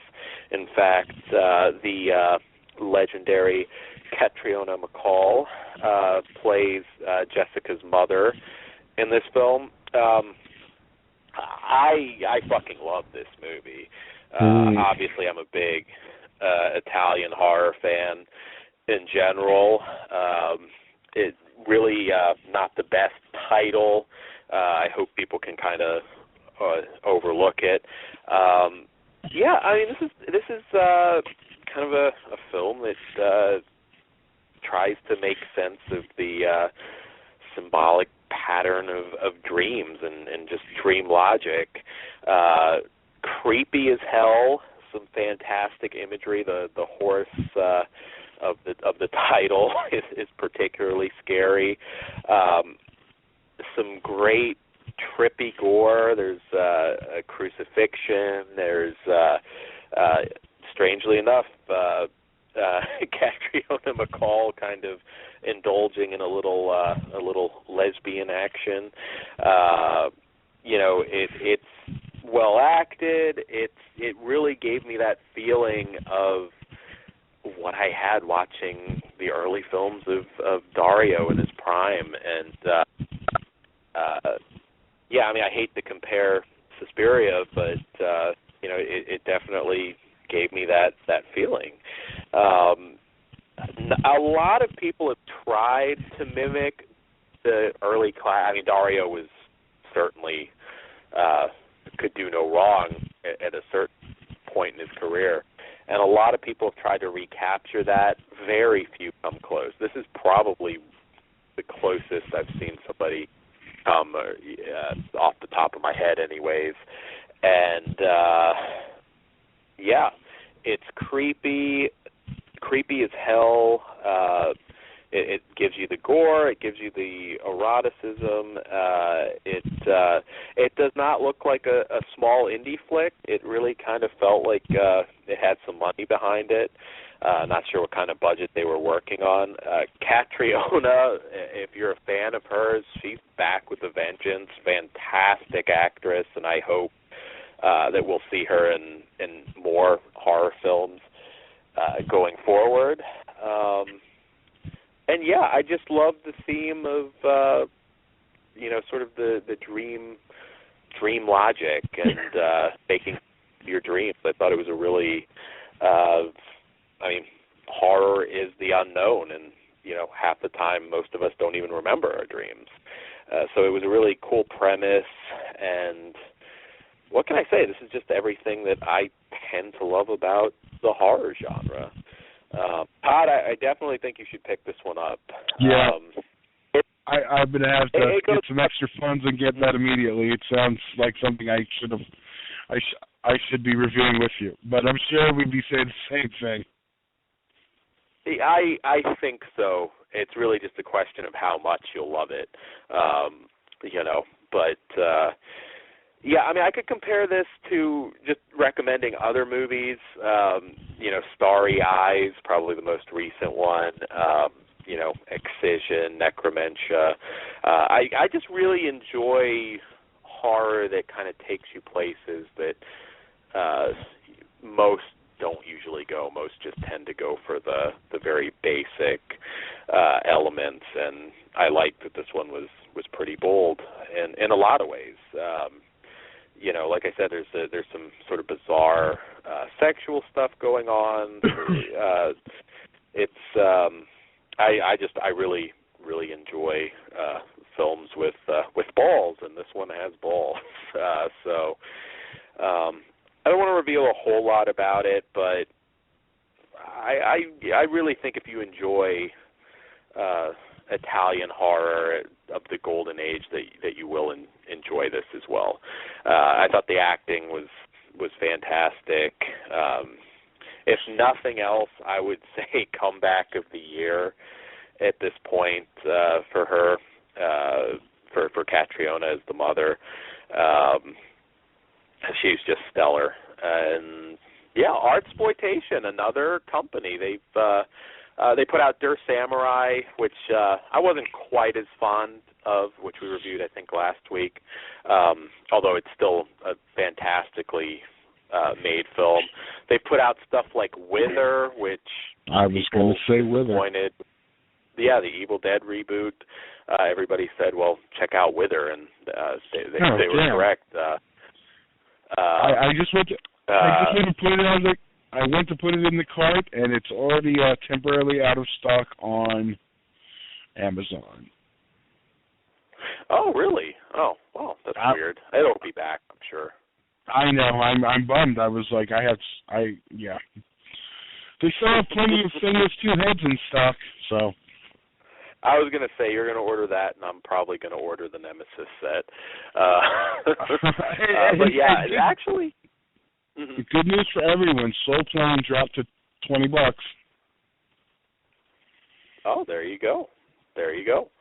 Yeah, this one I definitely think you're going to really like this one. I hate to ever say that you'll love it as much as I do, but I think you're going to really be in for a treat. Again, this isn't for everybody. Some people don't like the sort of trippy, surreal horror flicks, and but if you know what you're getting, for me, this is a 5. I mean, again, at this point, if you've listened to the show long enough, if you share my taste, but I can't stop raving enough about this one. I loved it. So yes, Horsehead. Definitely check it out. The bonus features has a making of and 4 different short films for you to enjoy as well. So yeah. I have to ask you, Todd, where is Germany? Is that where the Nemesis set's coming from, or Amazon DE? Yes. Okay. Germany. I don't know if I wonder if Diabolic has it or not. I'll have to check, but let's see. Let me just pop it in before you order. I'll do this off air, of course. Let me pop it in and make 100% sure, but I'm 99.9% sure they're region free. Okay, cool. Absolutely, I appreciate. I don't want to be wrong. What the? Yeah, I am 99.9% sure. There's a 1% I'm not. So let me just. I was gonna say I'm sitting down with the hand lotion, ready to see some gratuitous Sue Price nudity, and there you go. It won't play. I still think they should reboot the sequels with Nicole Bass, but I don't know if that'll happen. Once you get not lately. Yeah, I was gonna say. Well, China. We'll see. I know. There you go. But you know what? I have to tell you, she's going to be doing a signing in my neck of the woods coming up very shortly. We have a wrestling merchandise store called the Wrestling Guy Store, who always gets wrestlers in. So China is the next big one. She's done a lot of strip club signings, although probably not as much now. But I kind of like the whole, Hunter likes little boys, a little thing, and then I got X-Pac raped me, and it's like I want to make him. Did you? Yeah, I know. Did you? Did you watch? I watched the radio interview, the video with Jim Norton, I think it was, where China was the guest in studio and X-Bot called in. Yeah. I was glad he called it. He's like, yeah. Yeah. I mean, I think let's get to the review and maybe we'll, if we have. Oh yeah, that's right. We have other stuff to do. Let's hit the next. Yeah, well, let's hit the next film, and we'll do a few minutes maybe on that. But The Color Out of Space from director Huan Vu, and this one, of course, based on the H.P. Lovecraft story, picks up in Arkham, Massachusetts, 1975. Jonathan Davis's father has disappeared. His tracks lead to Germany, to the Swabian Franconian forest where he was stationed after World War II.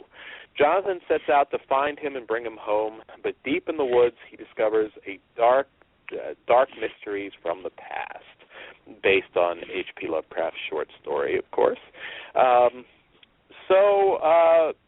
want to first point out this is a review of the movie, not the limited edition Blu-ray, and it's only because it's on delay. There's only 1,000 copies of this limited edition Blu-ray, and there's a lot of H.P. Lovecraft fanatics out there, so I do think that's going to go fast. So if you're interested, I think it's supposed to be shipping out in the next week or something, hopefully, unless we have a motivational growth situation. But if you want to decide if that's worth it, you can watch it for free on Amazon Prime, at least as this show's airing. Todd, what did you think? I'm, of course, a Lovecraft nut. Kind of made it fun to read books back, in school. Yeah. What did you think of this one? I am not familiar with this story, so I kind of went in. I've read some Lovecraft. I wouldn't call myself an expert or anything. I'm sure I haven't read as much as you. I've read, of course, Reanimator and that series and a few others. But I really liked this one. It was different. It was definitely more of an artsy one. And I don't know, there was something almost Twilight Zone-ish about it. I don't know if it was just because it was in black and white or what, but I really liked the feel of it and the story. While it doesn't really get weird till the end, because you're kind of trying to figure out what's going on with this. Although you kind of are tipped off, but I mean, it's just such a different film than I'm used to seeing, and especially out of this batch, this one. Although I didn't get to see Horsehead, which of course apparently was the one I needed to. For me, this was a standout. I mean, well, we didn't really have a lot of new this week, but I was interested in it. It was just something new to me, and I really dug this one. I would recommend, especially with streaming free on Prime. I'm definitely going to try to jump on that Blu-ray now. Yeah, it won't last. I was kind of surprised because, again, it's H.P. Lovecraft. Obviously, he has the literary following as well as all the movie adaptations that we've enjoyed. And I will throw out there, I don't know if it's still in print, but check out Lurker in the Lobby, a guide to the cinema of H.P. Lovecraft, I believe was the title. If you can get that book, sometimes you don't realize even certain films that are inspired by his writing that you would have never have thought. But this particular one is one of the best examples of interpreting his writing. Because Lovecraft he never really explained the nature of the terror in his books. A lot of them based on his dreams. And this one just did everything right. The black and white was definitely the way to go. It's moody, it's completely filled with dread. Slow paced. It's not a gore flick. As you said, some people might find it a little on the arty side, but it's definitely for fans of Lovecraft's literature. If your experiences with Lovecraft have to do with Reanimator or Necronomicon, Book of the Dead, you may not care as much for this, although I love them all. It's just don't forget From Beyond. Everything about it. Mm-hmm. Oh, go ahead. I said you can't forget From Beyond in that one too. Yeah, absolutely. I mean, those movies are all classics, but this is a little bit different. Definitely more true to the writing. Yeah, I was going to say the stuff I've read for the ones, because I've tended to look at the ones I was a fan of the movie. The books for Reanimator versus the film are totally different. Oh yes, yeah, it very very different, this one. I just thought the way they did the black and white with the splashes of color, of course, the color out of space, the title that made everybody kind of go insane. They did it all right. I thought that they had some great scares. The spooky moment where the color starts falling out of the eyes of the one lady. Just everything works about this. It definitely came from somebody that took their time to really understand the book. It's not the only great H.P. Lovecraft adaptation. Another Blu-ray for a film called The Whisperer in the Darkness, which hopefully I can remember who directed that. I want to say Sean Brainey or something. If I recall, that one is another fantastic one. The Blu-ray's probably out of print. Another one, The Call of Cthulhu, which I think was only on DVD. I can't remember the director off the top of my head, but those are three to pick up if you're a Lovecraft fan. Check out The Call of Cthulhu and The Whisperer in the Darkness if you can. And then they had all those Lovecraft Lovecraft collection shorts. A lot of them were short films that they put out on those double features. I think you know what I'm talking about, Todd. Strange Ions and Cool Air, and a lot of those are out of print now too. So I don't know what it is with Lovecraft. A lot of these movies that are a little more true to the books tend to go out of print fast. So before we run out of time, I don't have a whole lot to criticize in this movie. Maybe there were a couple actors that weren't absolutely fantastic, but for the most part, I don't really have any complaints. I think this is a 4.5 out of 5. It's a must if you're a Lovecraft fan. And again, I would jump on the Blu-ray if you want it. But you have the option of watching it for free on Amazon Prime at the moment. So check it out. Todd, what do you say? Yeah, I'm a little. See, I don't know. I have 4 down here. You almost talked me up again. But I'm sticking with it. 4 is still a nice, solid, reputable rating. Yeah. I definitely. I'm hoping the Blu-ray. I don't know if it's got extra. I just threw it in my cart during the show, and July 7th. So not that there's already not enough coming out that day. Yeah, there's quite a bit. There's some catalog titles too. Like The Cell, Virtuosity. I've got Deranged coming. We were talking about that before the show. Contamination, the new Arrow Blu-ray. That's another essential. The Treatment, another Artsploitation Blu-ray, which if they keep up their quality control will probably be damn good. I don't know, maybe we'll tackle a couple of those next time, because I have The House with 100 Eyes, which has gotten some pretty good reviews. That's just a DVD. But yeah, definitely.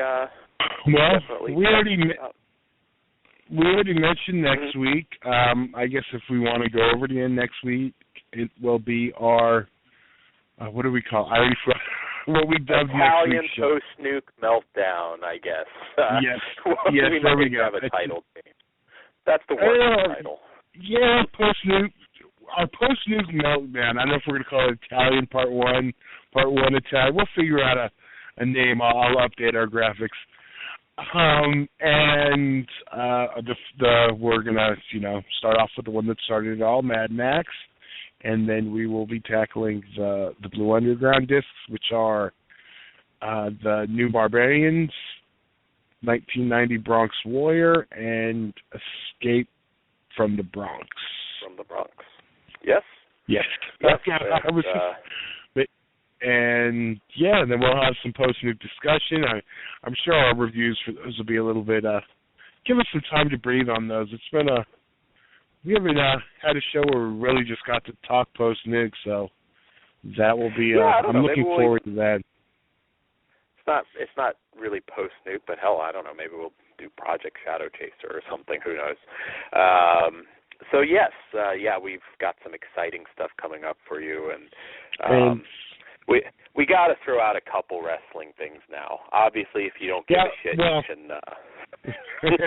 And we got just about a minute, so be sure to join us next week for our shows. We just said, and don't forget to tune in Tuesdays for the calling hours and selected Sundays for Creep Show Radio. So absolutely, that's it. If you don't want to hear us jibber jabber, damn, how old am I? If you don't want to hear us talk a little bit about some wrestling, okay, good night. If not, we're going in the archive anyway. So if you listen to us in the archive, here we go. Yes, there you go. So what do you think, kind of for the first time in a while, people are talking about TNA again and not just about their impending demise. What did you think about Impact? That was kind of a holy shit moment. Jarrett showing up. But here's the thing: are they talking about Impact, or are they talking about Global? Who's getting the bigger rub? I don't know. Who's getting the bigger rub out of this? Because you know what? If Jarrett could be the smartest man in the wrestling industry right now, because if they're getting rid of Impact, he's got television presence. You can be like, there's different ways to look at this. Does it? I don't know how to interpret it. Are we interpreting this as TNA is so fucking desperate right now that they reached out to him to try and get some buzz? I mean, obviously, I want to see TNA pulled. I don't either.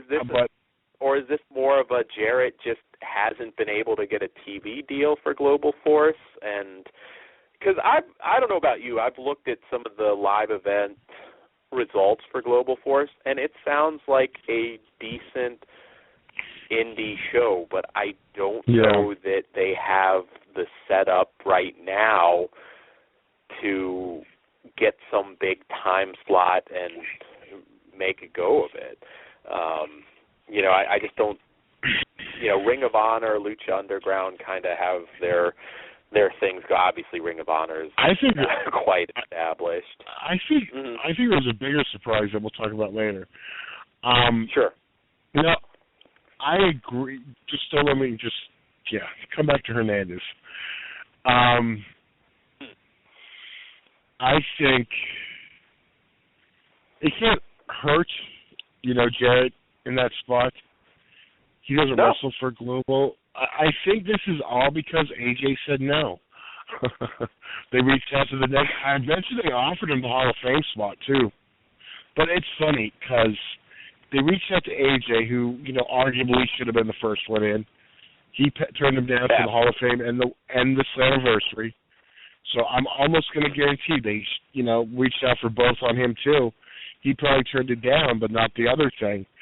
And again, arguably another one who should have been the first one in the Hall of Fame. One of those two, or they should have been the first two into that Hall of Fame.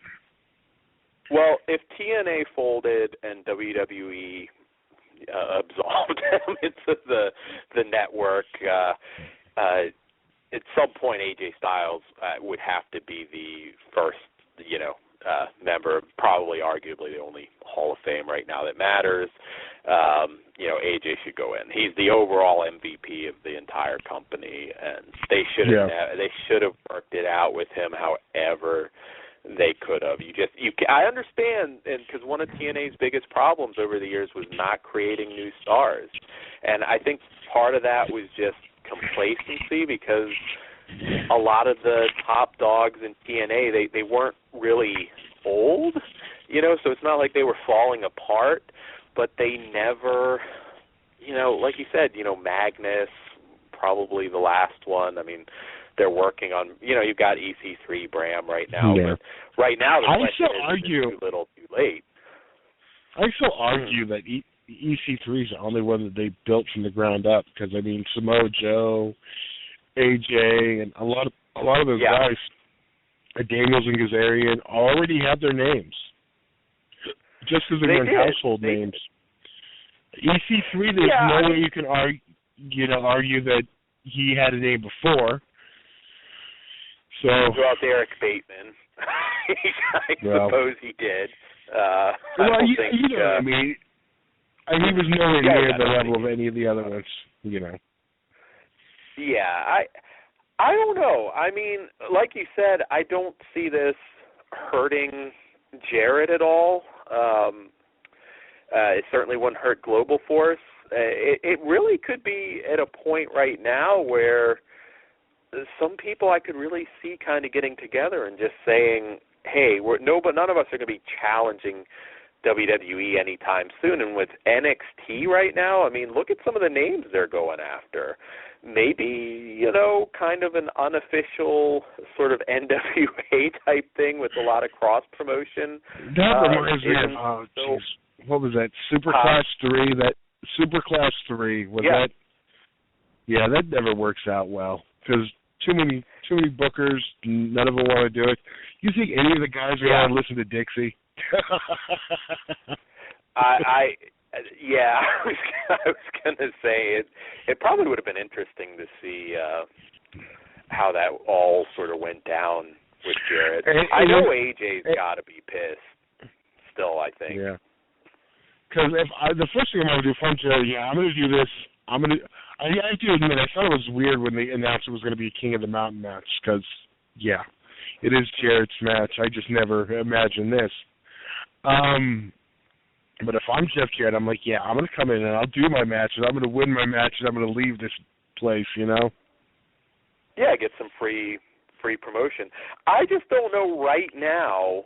And like I said, maybe there's a lot of things. Maybe TNA, maybe Dixie really knows that this might be it, because, I mean, they can shop it with another network, but failing on 2 networks within 1 year, that's bad. And there's a lot of perception with TNA right now that is just bad. And it's not that the product is all bad. I've always said that for a while. I mean, Impact, if nothing else, you usually get, some good matches every week.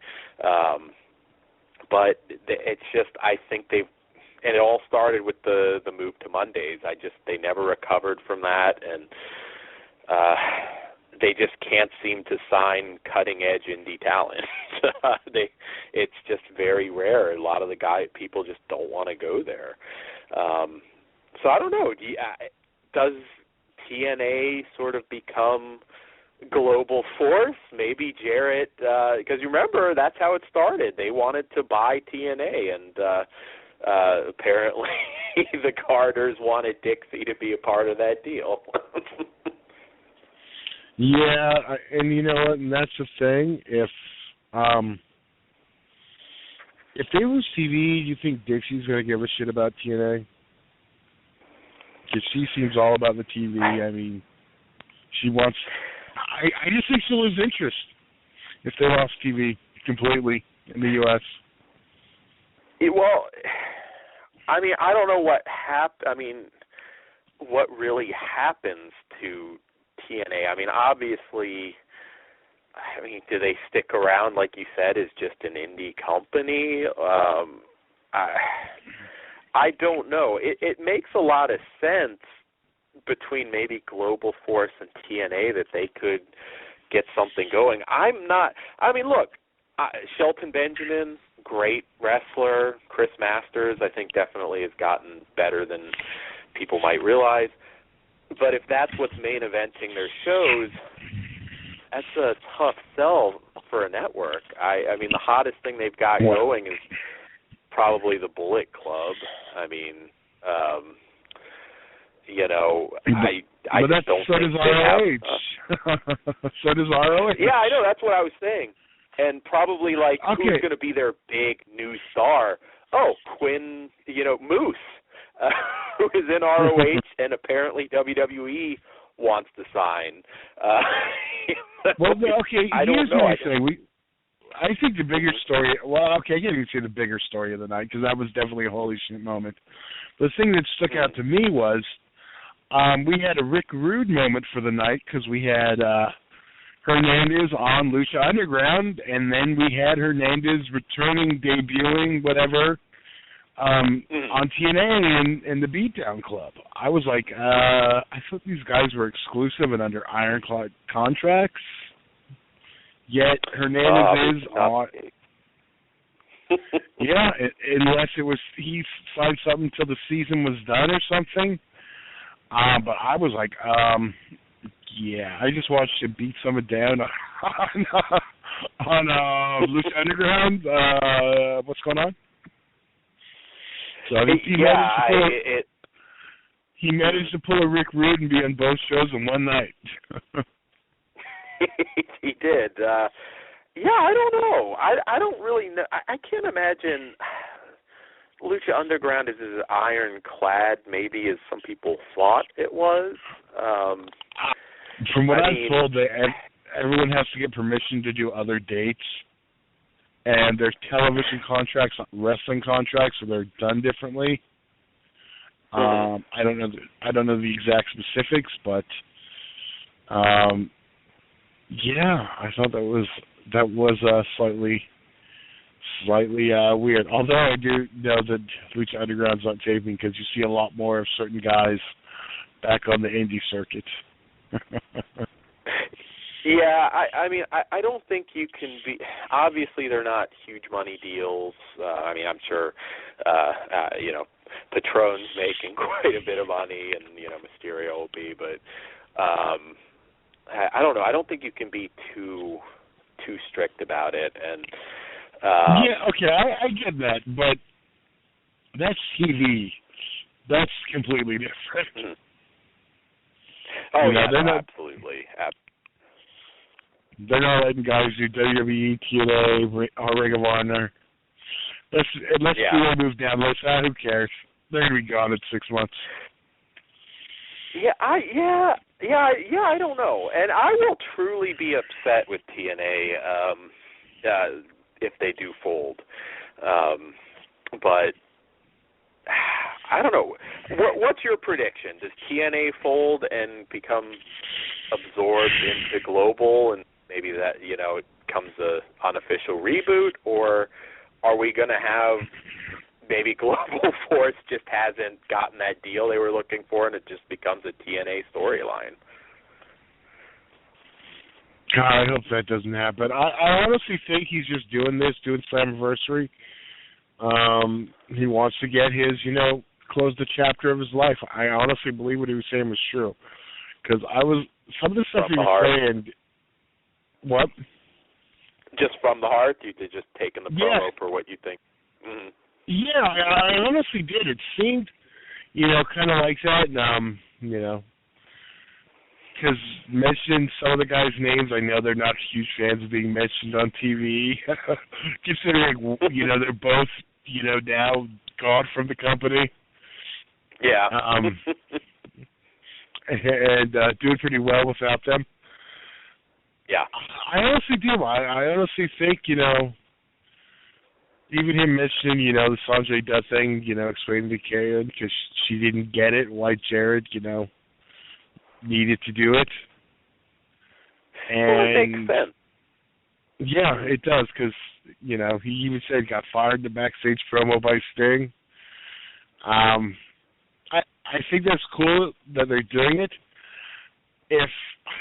I hope it doesn't turn into a storyline. It'd be cool if it did, but I think if it does, that's it. Unless I don't think they're smart enough.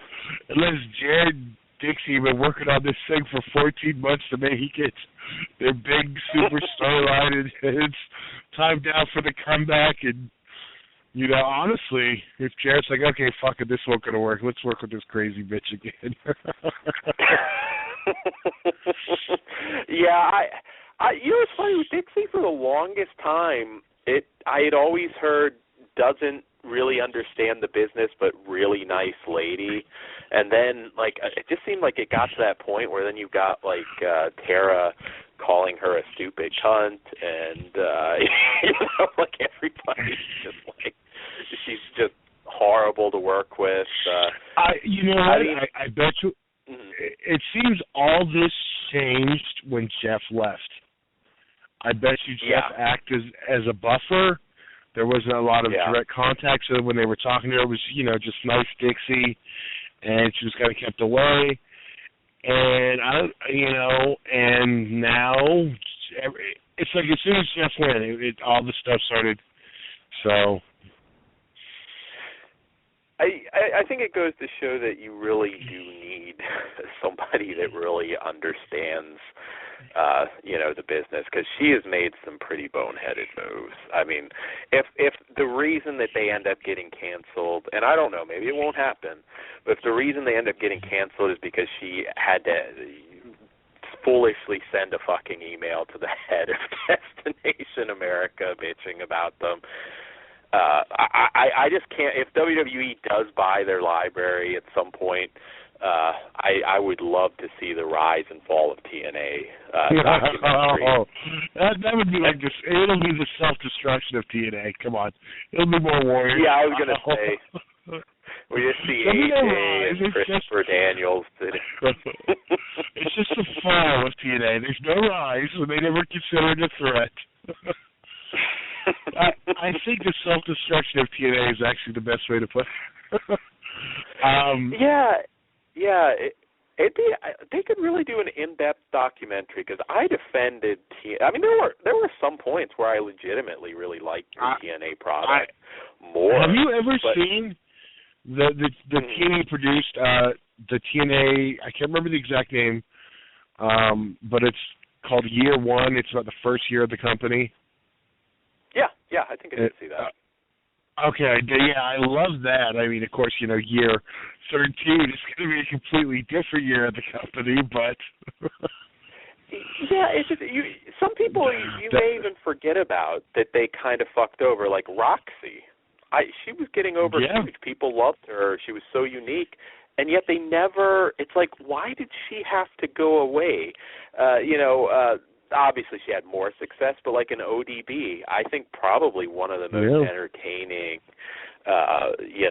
female wrestling acts in ever. I mean, I thought she was fantastic. You know, why did she have to go away twice, I believe? And, and ask a question: Did they ever storyline divorced from Eric Young? Yeah. I mean, it's just so much. It's like I'm scratching my head. If TNA goes under, Eric Young could go chase her in the Ring of Honor. Yes. But honestly, if they do, if they do an angle with Global Force invading, I think that's smart for Jared if he can get it booked to where it's an equal battle. Just keep it going till however long TNA's trials up, and just go to Destination America. Be like, don't want to deal with this crazy old lady. We have television presence now. Give us the slot. And it maybe in the meantime it gives some TNA guys more work. I remember that. Did you ever see that interview? I want to say maybe it was Jesse Neal. I don't remember. but it was one of the wrestlers talking about having to work at I think it was like an Applebee's or something, right, like down the road from because they could not survive on their TNA paycheck, and then all of the like being recognized by fans that they were serving, and just the humiliation that you could like be on TV, and still not make any money. And maybe that's where some of the. Mm-hmm. I was going to say, that sounds pretty goddamn indie to me. Yeah. That is, like you said, it's indie. No, most any indie wrestler, works the typical gigs and wrestles on the weekday. It's just hard to beat away the perception. And the people can point to stuff like, well, we made Chris Sabin our champion, we made Eric Young our champion, but that was just almost like the dying days of WCW, where it became more desperation at that point than actual, an actual proper attempt to build your company up. And God, when is the last time? It's like there's still some great indie talent out there, but like they can't sign them. Christina Von Eerie, I mean, imagine, how over she could have been if they had held on to her. Yeah.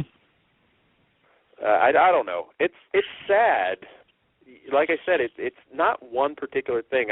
I can go back and talk about when they did the whole Kevin Nash X Division storyline, and I'm thinking the division at that point was fucking insane. Why do you need to throw fucking Kevin Nash in there? I don't know. It just I don't know. They never just had the faith, and all the people they could have signed from, they could have had Daniel Bryan at one point. I know towards the end, obviously, no one wanted anything to do with them. They could have had, even somebody like a Damian Sandow. Hold on. A diamond in the rough. Aaron, huh?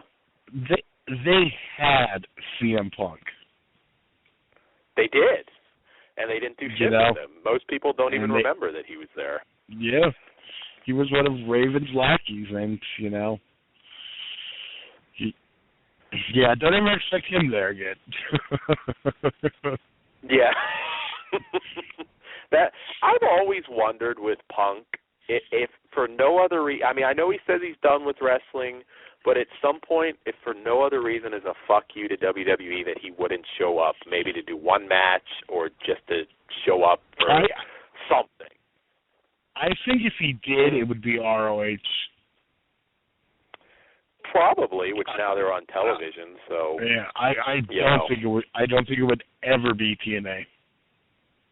No, I don't think it would be, because that would be like, I think that wouldn't really be a fuck you at this point. It would be more like, look who decided to join the dead brands. Yeah, exactly.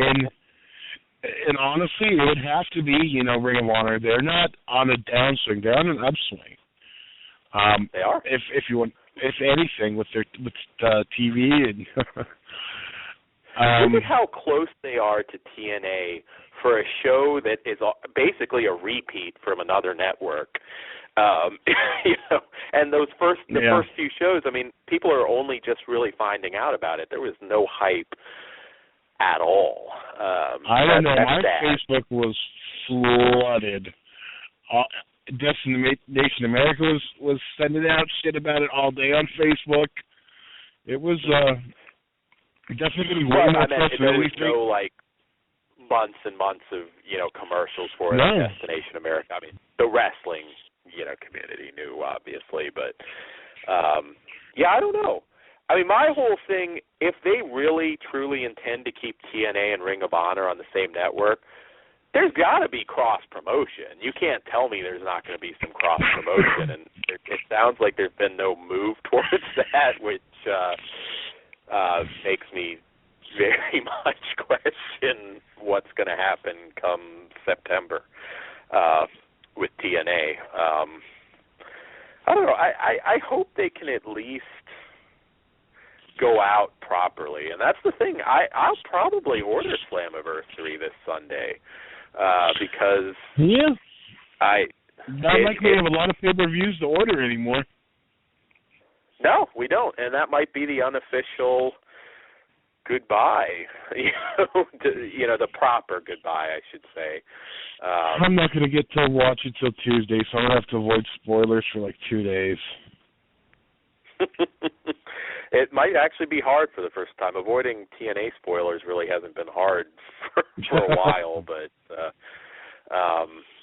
I don't know. I think it'd be kind of cool to see. I don't think it's going to happen, but if they really truly are done, it'd be great to see like AJ and Christopher Daniels and some of those guys back one last time. I know that a lot of them have to be bitter. Yeah, I think if they did cross promotion, you'd have guys like AJ, Daniels, and Kazarian and be like, nope, we do not want to work with them. Even Jay Lethal too. I mean, look. Jay Lethal too. Yeah. Lethal would have been nothing to do with them. For them. Yeah. I mean, a guy that's doing basically a parody gimmick, was probably the hottest guy in the company. Same thing, Sanjay Dutt. It's like he's even come back, and it's like they still don't do anything with him. That guy's great promo, it's great. He's a fantastic wrestler. It's just like what the hell was wrong? But I don't know. We'll see. I was glad to see Vader back. I kind of felt bad that he couldn't keep his pants up, but that was as soon as the glove popped in the screen. I was like, they can't be Vader. Really? Is that going to be Vader? As soon as I saw the head, I was like, but I was like, okay. Hey, Vince Russo's offering to work for him for free. Maybe, Vader can win the X Division title. Oh, Jesus.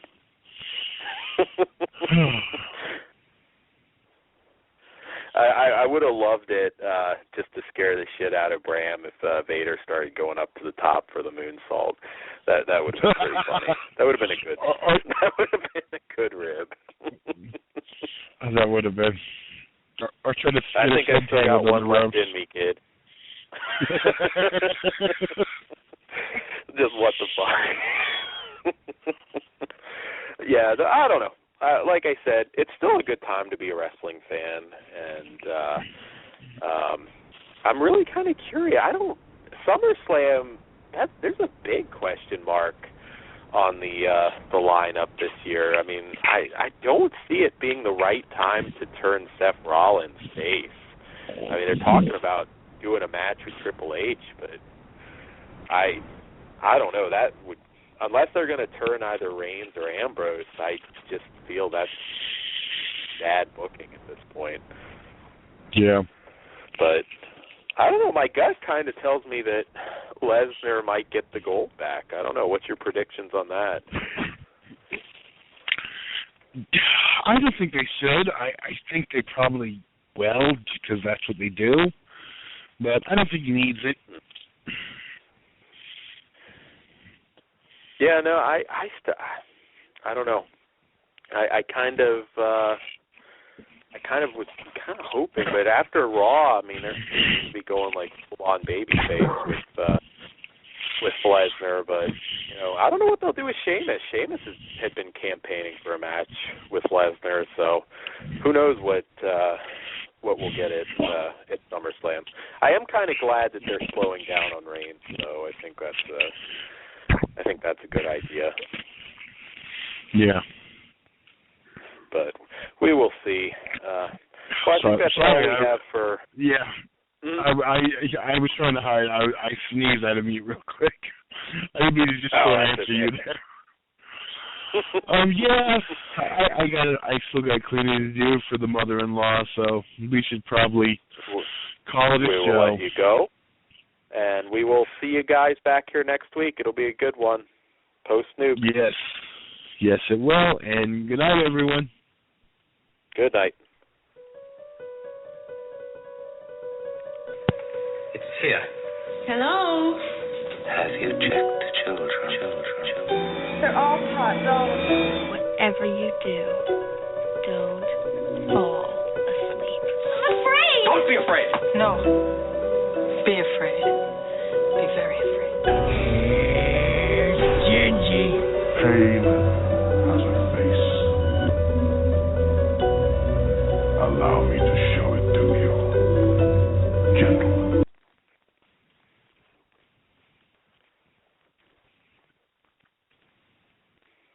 Universal Studios Hollywood is introducing the California Neighbor Pass. For the neighborly price of just $119 online, you get over 200 days in the park. So swing by and share some laughs with your neighbors, like the Minions.